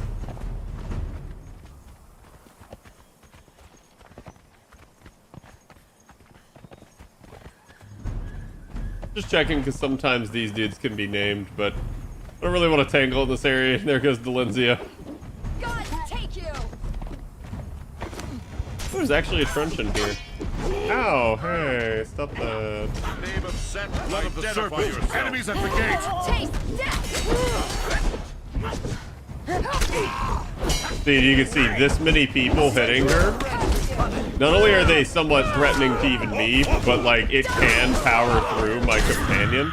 So it's why, like, you'll see me just, like, wade in there with my two-hander and then just start swinging, is because it interrupts them.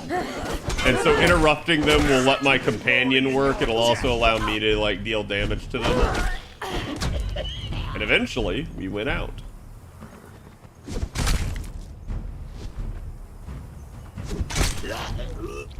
Okay.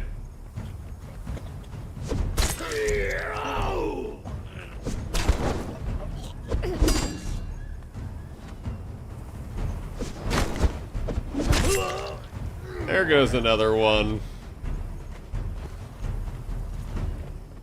I should actually consider healing, but, like, it is what it is, chat. There should be another set of them up here as well. If I buy the game, am I allowed to play on your server, though? Yes, yes. You guys can definitely play. As long as you, like, basically the only rule is, like, don't wall off any, like, exclusive resources or areas. And, you know, like, don't grief each other. As long as you can do that, like, starting a base, you're perfectly fine.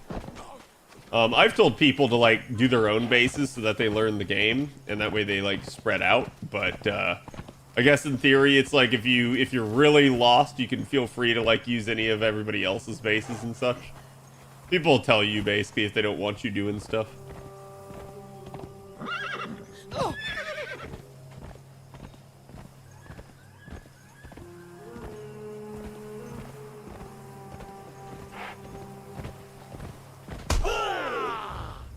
Okay, that guy's nowhere important.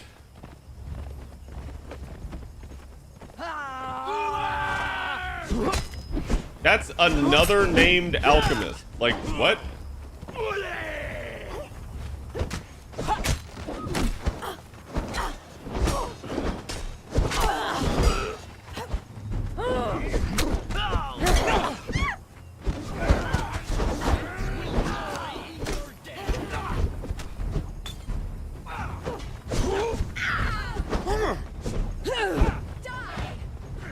Dude, the fact that she's, like, right outside the range of my two-hander swing... Dude, no.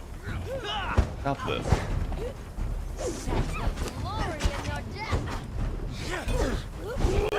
Oh my god! What? Okay, now you can't get me. God, I nearly died. I will cut your heart out. I will cut your heart out. Okay, Dunstallion's good for right now.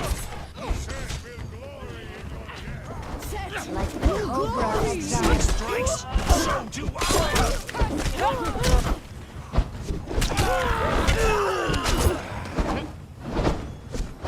Taste death. I knew this bitch with the spear was gonna be the problem. It's the same two people that dealt all the damage to me from before. Okay, do you, like, not have food?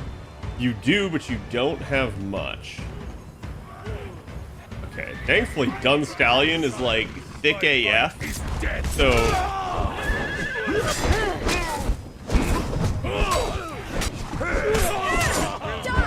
Oh my god, Dunstallion, no!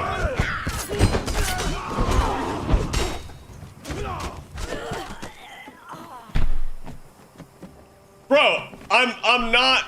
Wait, did it say that she died? My companion died? Like, I'm gonna be pissed if that's the case.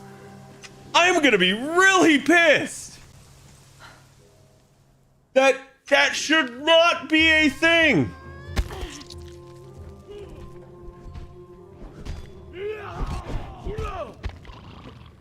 She's dead.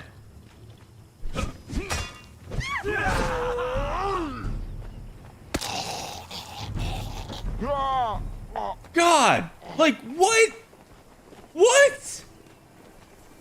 I had no business losing that. And then Dunstallion literally pushed me into the corner, put me under him, and I couldn't do anything. I just started taking all the damage. All of it. Hilariously enough, Dunstallion lives. But, like, that's the level of, like, fuckery that will get you killed. So, even with all of this, there is, like, nothing I can do.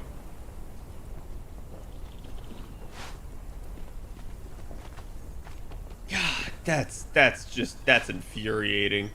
Because it's hard to get a good companion, chat. That means I now have to go hunting for a good companion.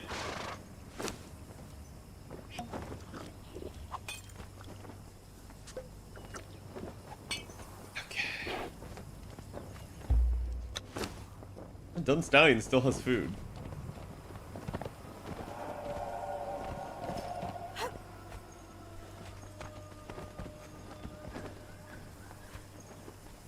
Cad Necromancy can fix this?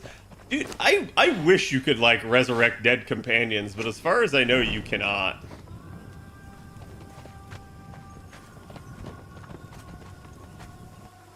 You know what? If my companion's gonna die for a named thrall, we're taking it. But yeah, this is the problem with, like, taking thralls to Supermaru, is basically, for some odd reason, like, people won't aggro you other than the gangs, but, like, your thrall will aggro, like, everyone. And so, like, I can change his behavior to, like, not attack, but it's a real pain in the ass.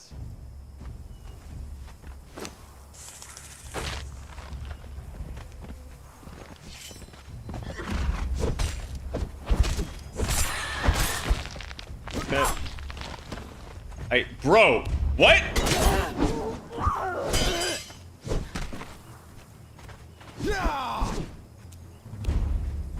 How did you follow me all the way out here? Die. Okay. Here.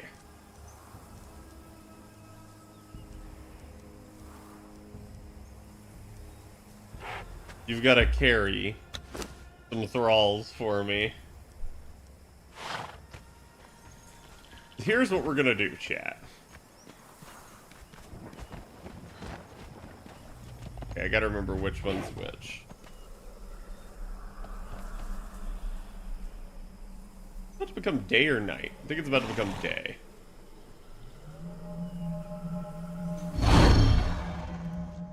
So basically, I'm going to a place where I can get a replacement thrall. It's here. And here sucks. Here sucks really much.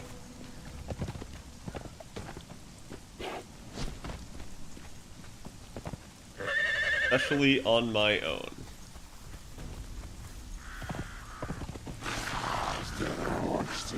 Oh, shit.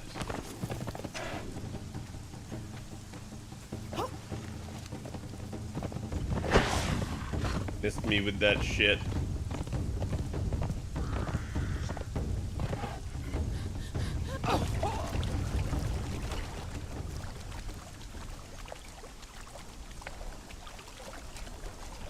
Basically not those. Yeah, Brondo died and now Delenzia died, which is just sad. And I hold all of their gear.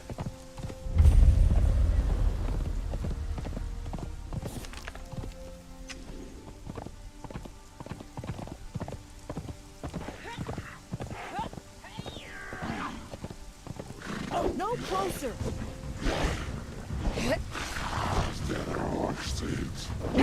That's an archer.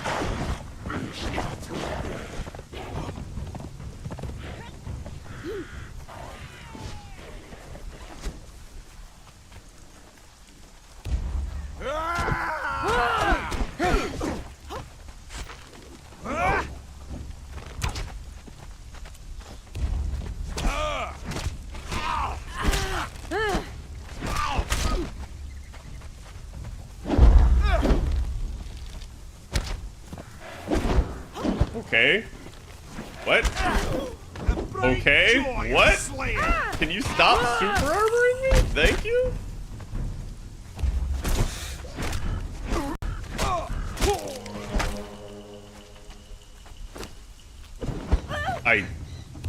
My brother in Christ, how far did you run to come get me? I know it was the dude that was like over there.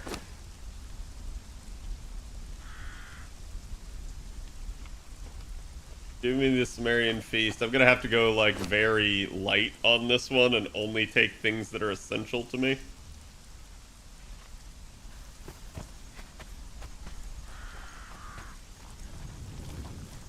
He was all muscle, he was.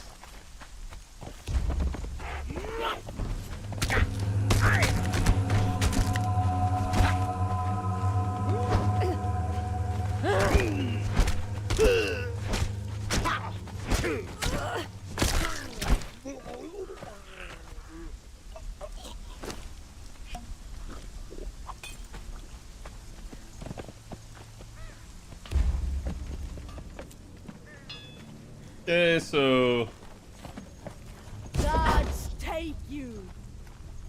oh, it's a Sumerian Fighter 3. Don't want to cost you.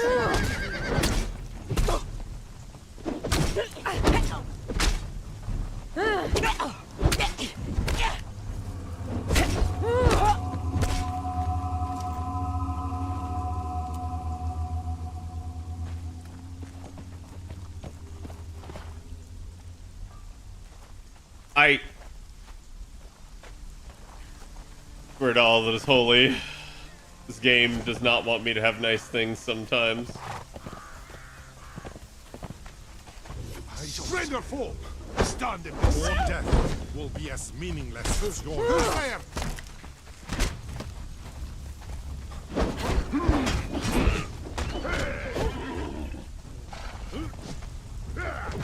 Your death will be as meaningless as die, outsider!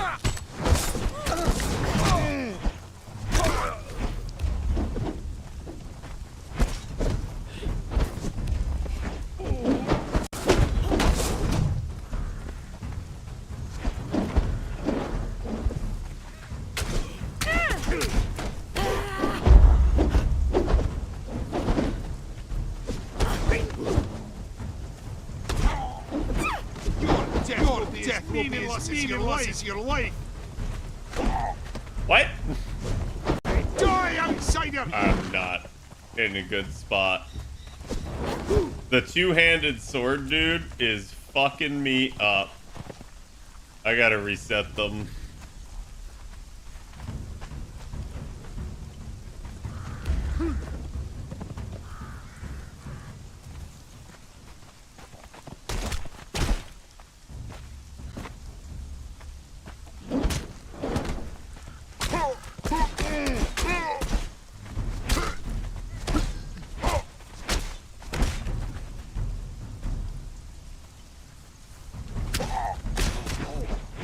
Hereafter. Okay. Star Metal Mace, it's worth picking up. These are my last healing wraps here. I still have plenty more though. Blue guy was just a ghosty boy spawn? Yeah. One thing I liked about Diablo 2, you could pay gold to resurrect your follower, however that got the affinity when you got to the higher level. Yeah, like you're not like you really didn't want to do it, but if you had to, you had to type deal.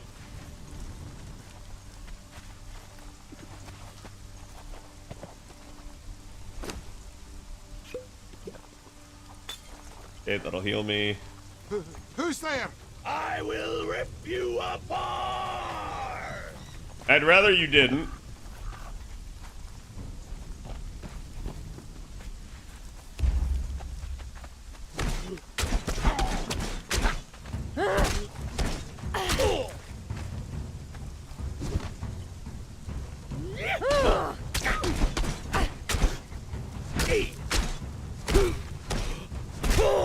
Okay, good. He was annoying. Like, dealing with him, he was gonna kill me.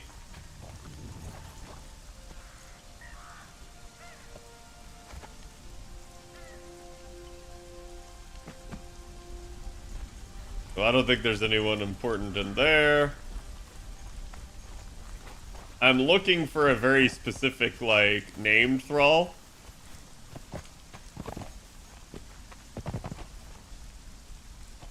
Which, if I can get them to appear, would be nice. But the odds are they likely will not. The bright joy of slaying!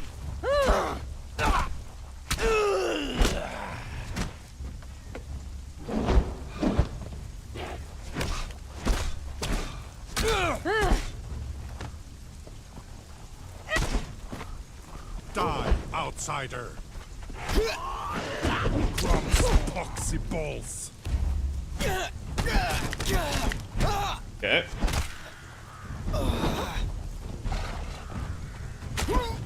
Got him. I basically have a short sword, chat, so I just keep shivving them. Oh my god, dude, what? That's medium armor, I don't care about it.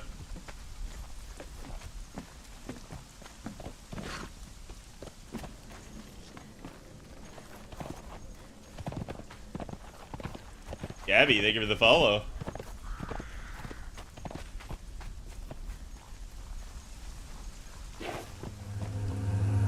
That body still doesn't come back. I basically have to leave the area for that to happen.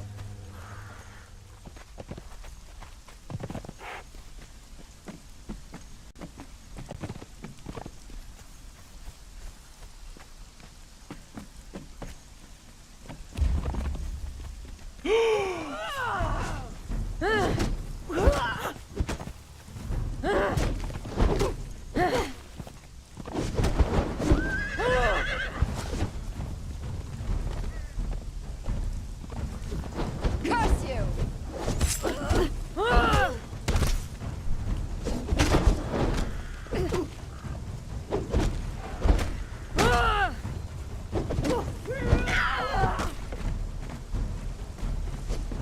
You picked the wrong fight!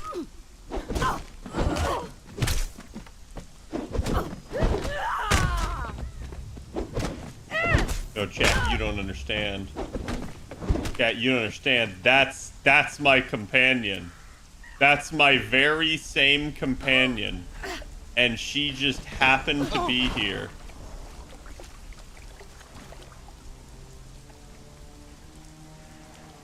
And look how happy she is, chat. Look how happy she is. We're reunited.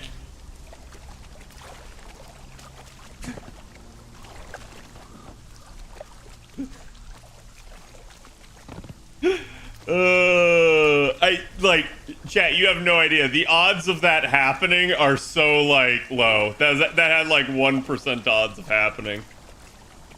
Like, I found the exact same name again. That wasn't even the one I was looking for. Like, I was looking for a Sumerian Berserker, but, like, that'll do.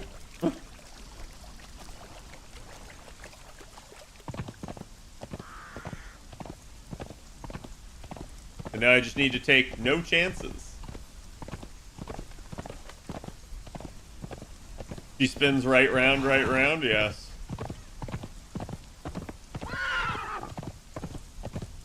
And it's funny, because, like, you only really need fighters as, like, your companion and to defend your base. And you only need to defend your base if you're doing certain things. Not the right path, I should have gone that way, but whatever.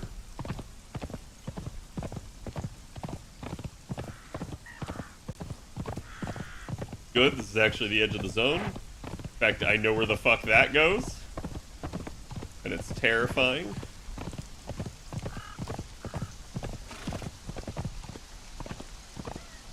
We're gonna try to stick to, like, the hollows, basically, and not attract anything man-eating. I really don't want to get knocked off the horse. Don't want to lose the companion again. You guys saw, I detached the tether for, like, 1 second with that other thrall that we had knocked unconscious and it fell through the world. And that's usually what happens. And it's why, like, basically, you don't ever risk anything that will detach your thrall once you have them knocked out and hooked. Because the only way to get something to come back that's been, like, knocked out of the world is to physically run far enough away to despawn it. And then, like, bring it back. Then go back to it. Thankfully, things, like, will not disappear right away. But it's not the best of circumstances.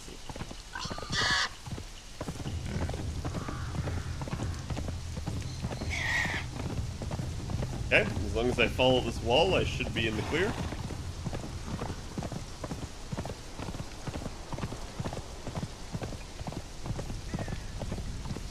I don't even need the map to navigate. I kind of know the landmarks enough. Are cultured? They are.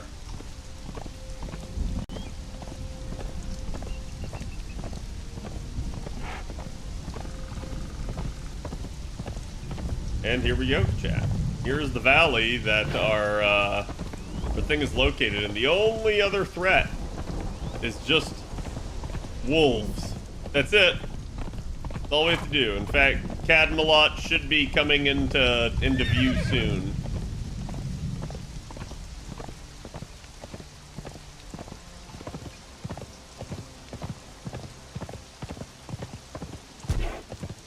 You'll see it up on the ridge up there. Oh, okay, or there first. Floating is not sporting. Okay, that's why we haven't built the castle proper high enough yet.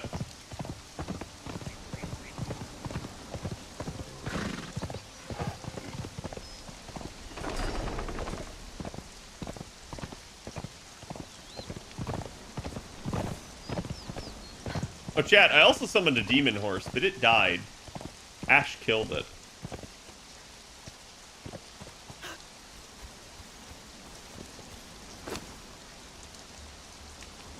I can't believe this worked.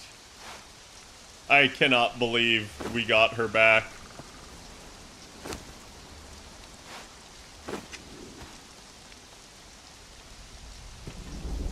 Ah, she even has the same hair as before. In fact, you look prettier, Delenzia. Okay, get your shit back on. We've got a job to do. Let's see, you get a star metal shield. I'm taking away your greatsword, 'cause something tells me I'm gonna need backup. Let's see, mace.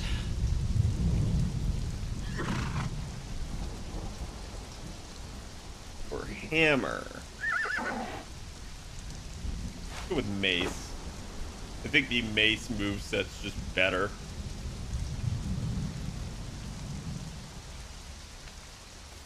And I don't have any gruel for you, but that's fine. We'll make it. We'll make do, won't we, chat?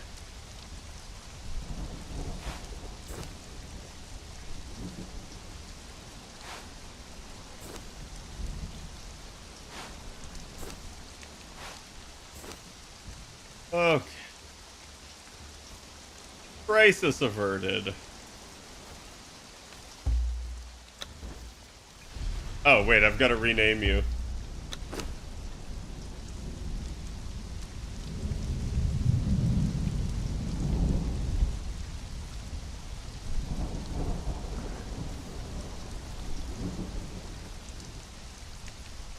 Okay, so now she's the second, because the first of her name died. Still can't believe that. I still can't believe how, like, Dunstallion was the thing that got us all killed. He literally pinned us to the wall. So you have the dismantling bench. This thing's actually really good for, like, just dumping in, like, resources that you don't want. I've been doing it kind of with things that, like, you know what? I'm gonna pull it out. I'm gonna let the hatchet go.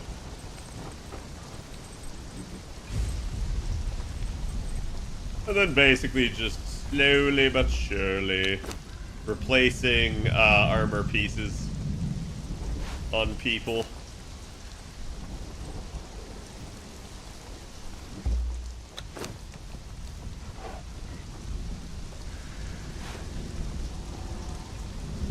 Oh, that's actually a fairly good armor piece. You have equipped, you have some.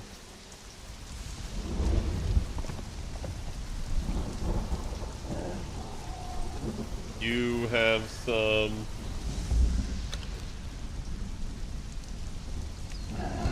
Wait, what? Oh. Yeah.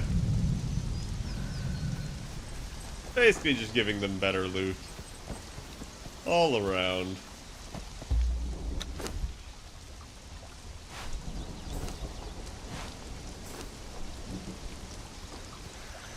I feel like it did not. Does Ash hate non-purebred horses? I think Ash just did not like the fact that he had beady eyes. I think that's all it is. Like, Ash just took offense to that. And it's like, I kind of understand, right? Kind of.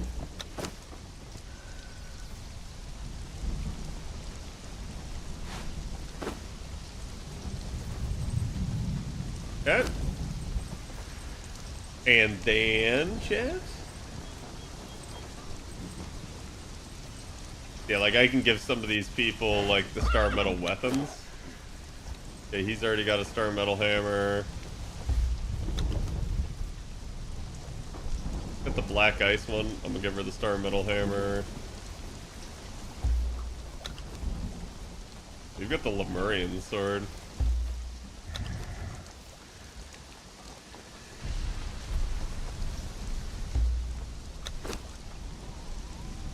Okay, you're well equipped.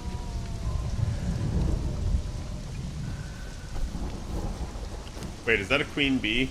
No, okay, it's just normal bees. I was gonna say, I was like, holy crap, if I managed to find one after all this time, that would just make me angry. Go black ice longsword.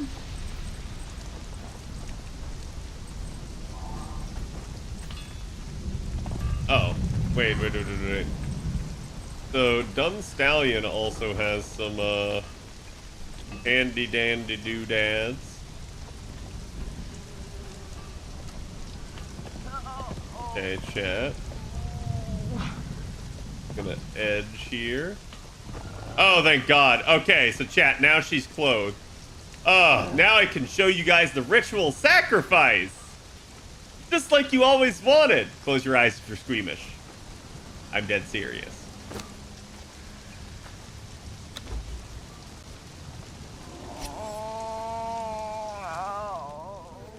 Alima. Alima.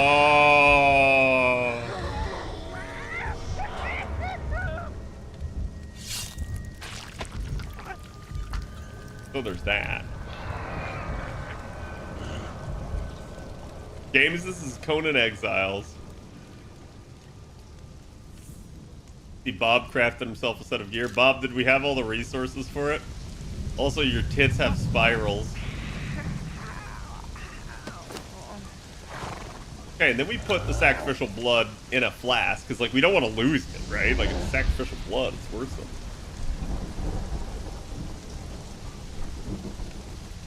And then boom. So it's like, basically this gets used at various things. It's kind of nice. In fact, here's that other unconscious companion.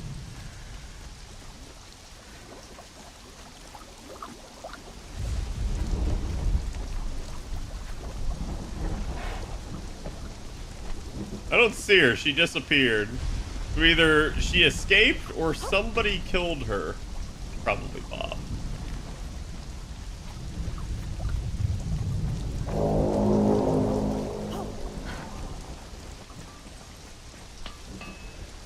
Bob's just dealing with Varpnir. Anywho, doing ritualistic sacrifices like adds corruption to your health bar and stuff, so it's not the best, but I have the whole place surrounded with dancers. And basically, it ends up getting used on things like your thaumaturgy table, so like, it's kind of nice to have. You guys can also see there's also another thing where I extract someone's soul, but like, you know, it is what it is. Like, it happens. Sometimes you just gotta like soul squeeze. Like that Red Hot Chili Peppers song. Or you're standing in line to see the show tonight.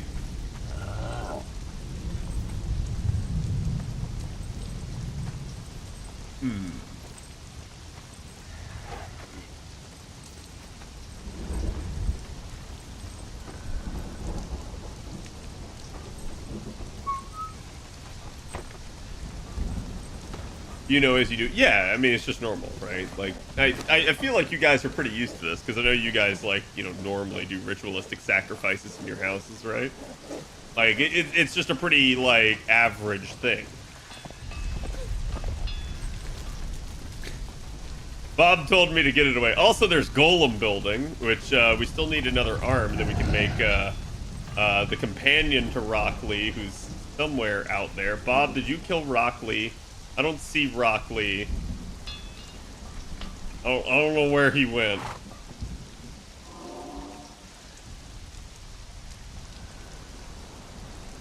No, he went up to the ledge.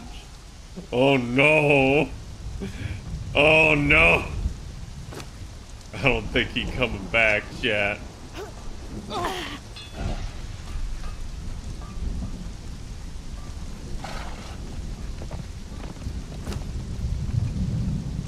Oh, well, it is lightning and thundering. There is that.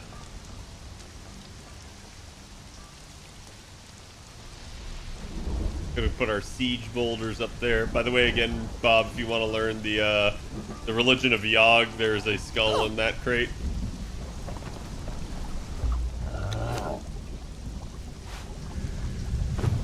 Okay, first up.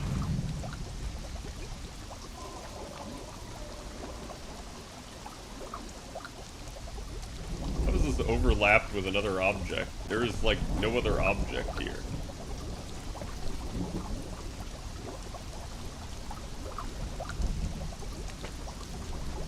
Oh well, we'll put her up there. The 90s cartoon, Conan. He was pretty sanitary, you know, being 90s Saturday morning cartoon hero and all.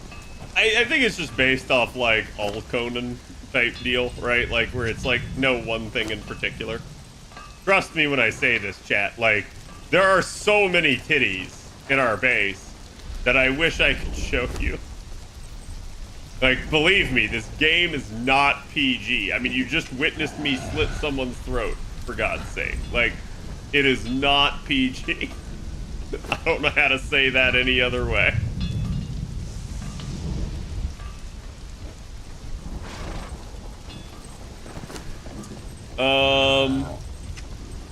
What was I doing? Oh, right. Yeah, so Dun Stallion's got other companions. So we've got Iblis and Hephaestion. I'm gonna put Iblis on this sucker. And I feel like I can't just sacrifice a thrall, which is sad. I wish, like, you could.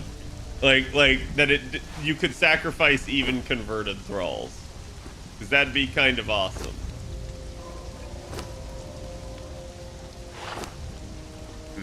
Can't put anyone on that. I think Bob said you could put an alchemist on the fermentation barrel. Been banished to the roof in the rain. Okay, I'm actually getting concerned. We need to go find Rock Lee. Kat, is there an option for you to practice cannibalism? Yes. Yes. Like, Bob is not kidding. There are several ways to eat and cook human meat. Kind of wild. Like, personally, I don't want to do that. But, like, people do be doing that. Bob, I'm getting kind of worried. I don't see Rock Lee. I feel like Ash stole him.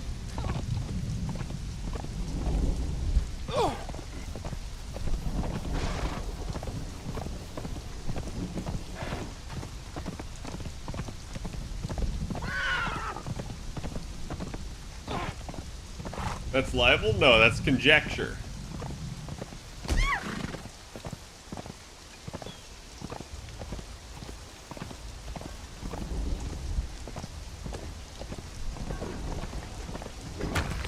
Okay, there he is. He had me worried.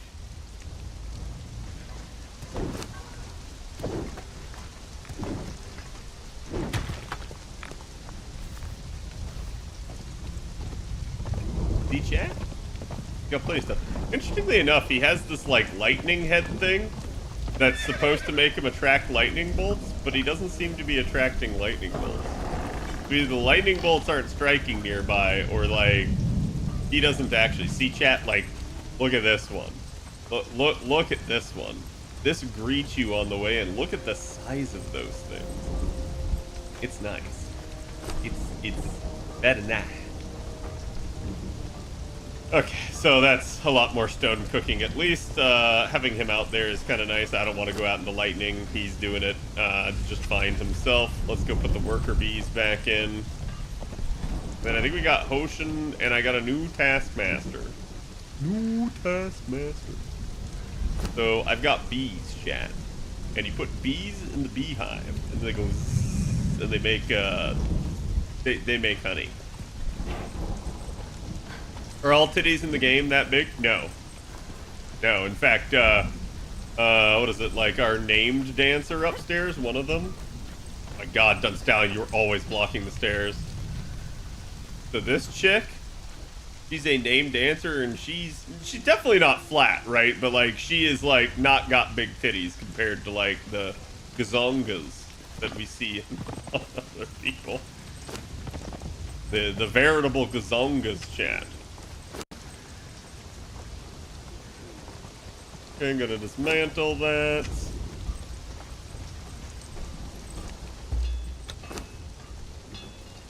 And then give me cat of the thousand.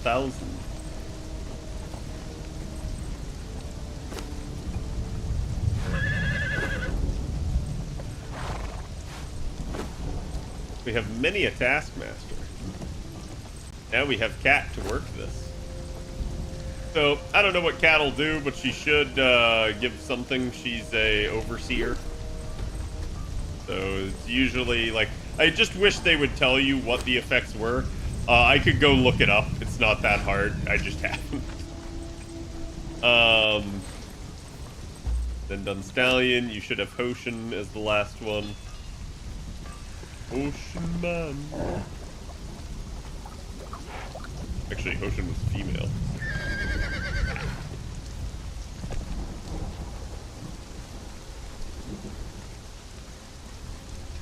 Her skills aren't Lord. Wait, for what? Do you have players that create their own dancing thrall clubs to speak? Yes. Yes. Oh, I already have a Hoshin. Well, now I have two. Now I have two. I have way too many archpriests. I need to start building the other religions.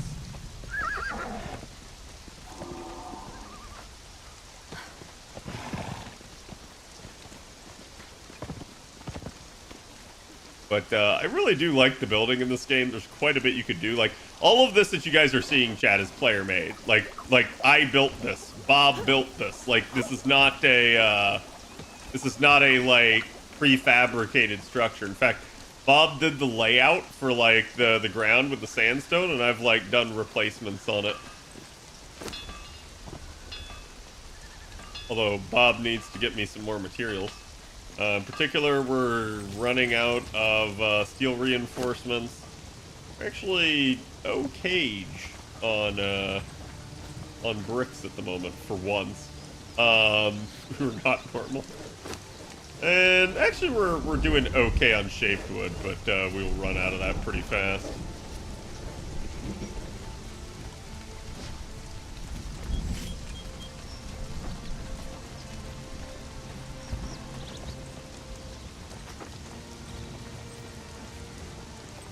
The unfortunate problem with being overweight, chat, you just exist in an overweight state. Can I fail? You know what? Dunstallion, take like half. Here you go. That's so much better for everyone involved. Dad, what sword is that? The one-hander? This is a perfected hardened steel short sword. It's kind of nice, but I'm not wild about like its range, because oftentimes I'm just way too short to actually like hit people. Oh, you can see, like, game does not want to let you climb into places.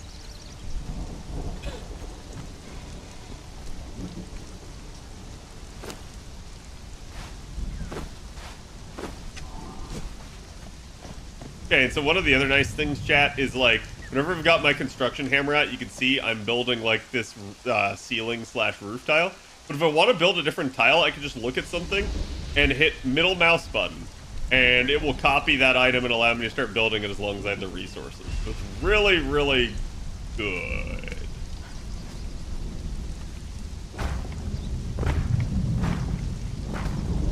At least for stuff like that.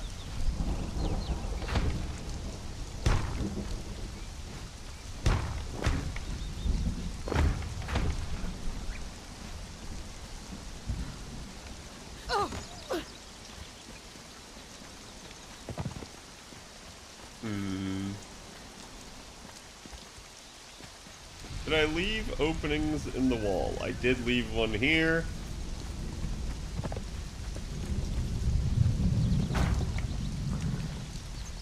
I think I'll just do an opening at every single one of these.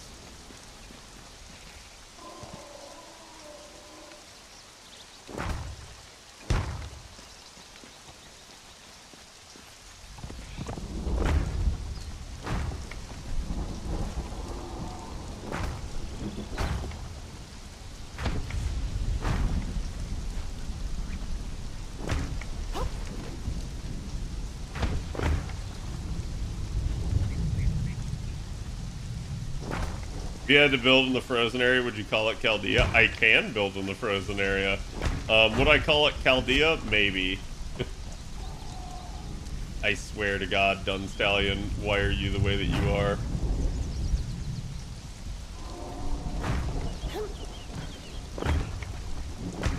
The only issue with building in the cold area is there's a lot of natural resources there, but like there's no real thralls, which is kind of annoying. Dunstallion, thank you for appearing right behind me very ominously. I wasn't terrified at all.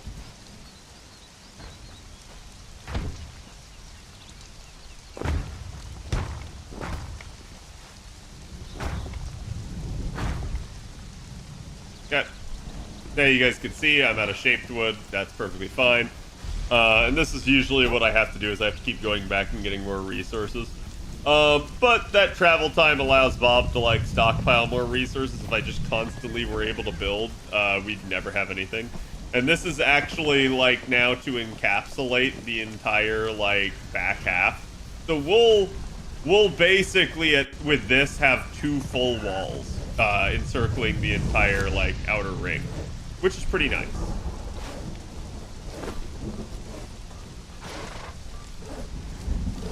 Grab that. I'm gonna grab app.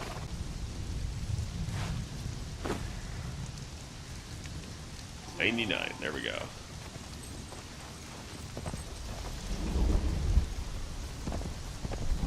The smelters you got are too fast. I can't gather faster than they can process. Yeah, it's kind of wild. Like, it's good. It's a good problem to have, but it's like, it's kind of wild that they're actually that fast. But so like, all of this is relatively mundane building. You can see I'm just, and the snapping is what makes Conan so much better, in my opinion, for building than a lot of its other competitors. Some other games have snapping, but they're very, like, rough around the edges for stuff like that.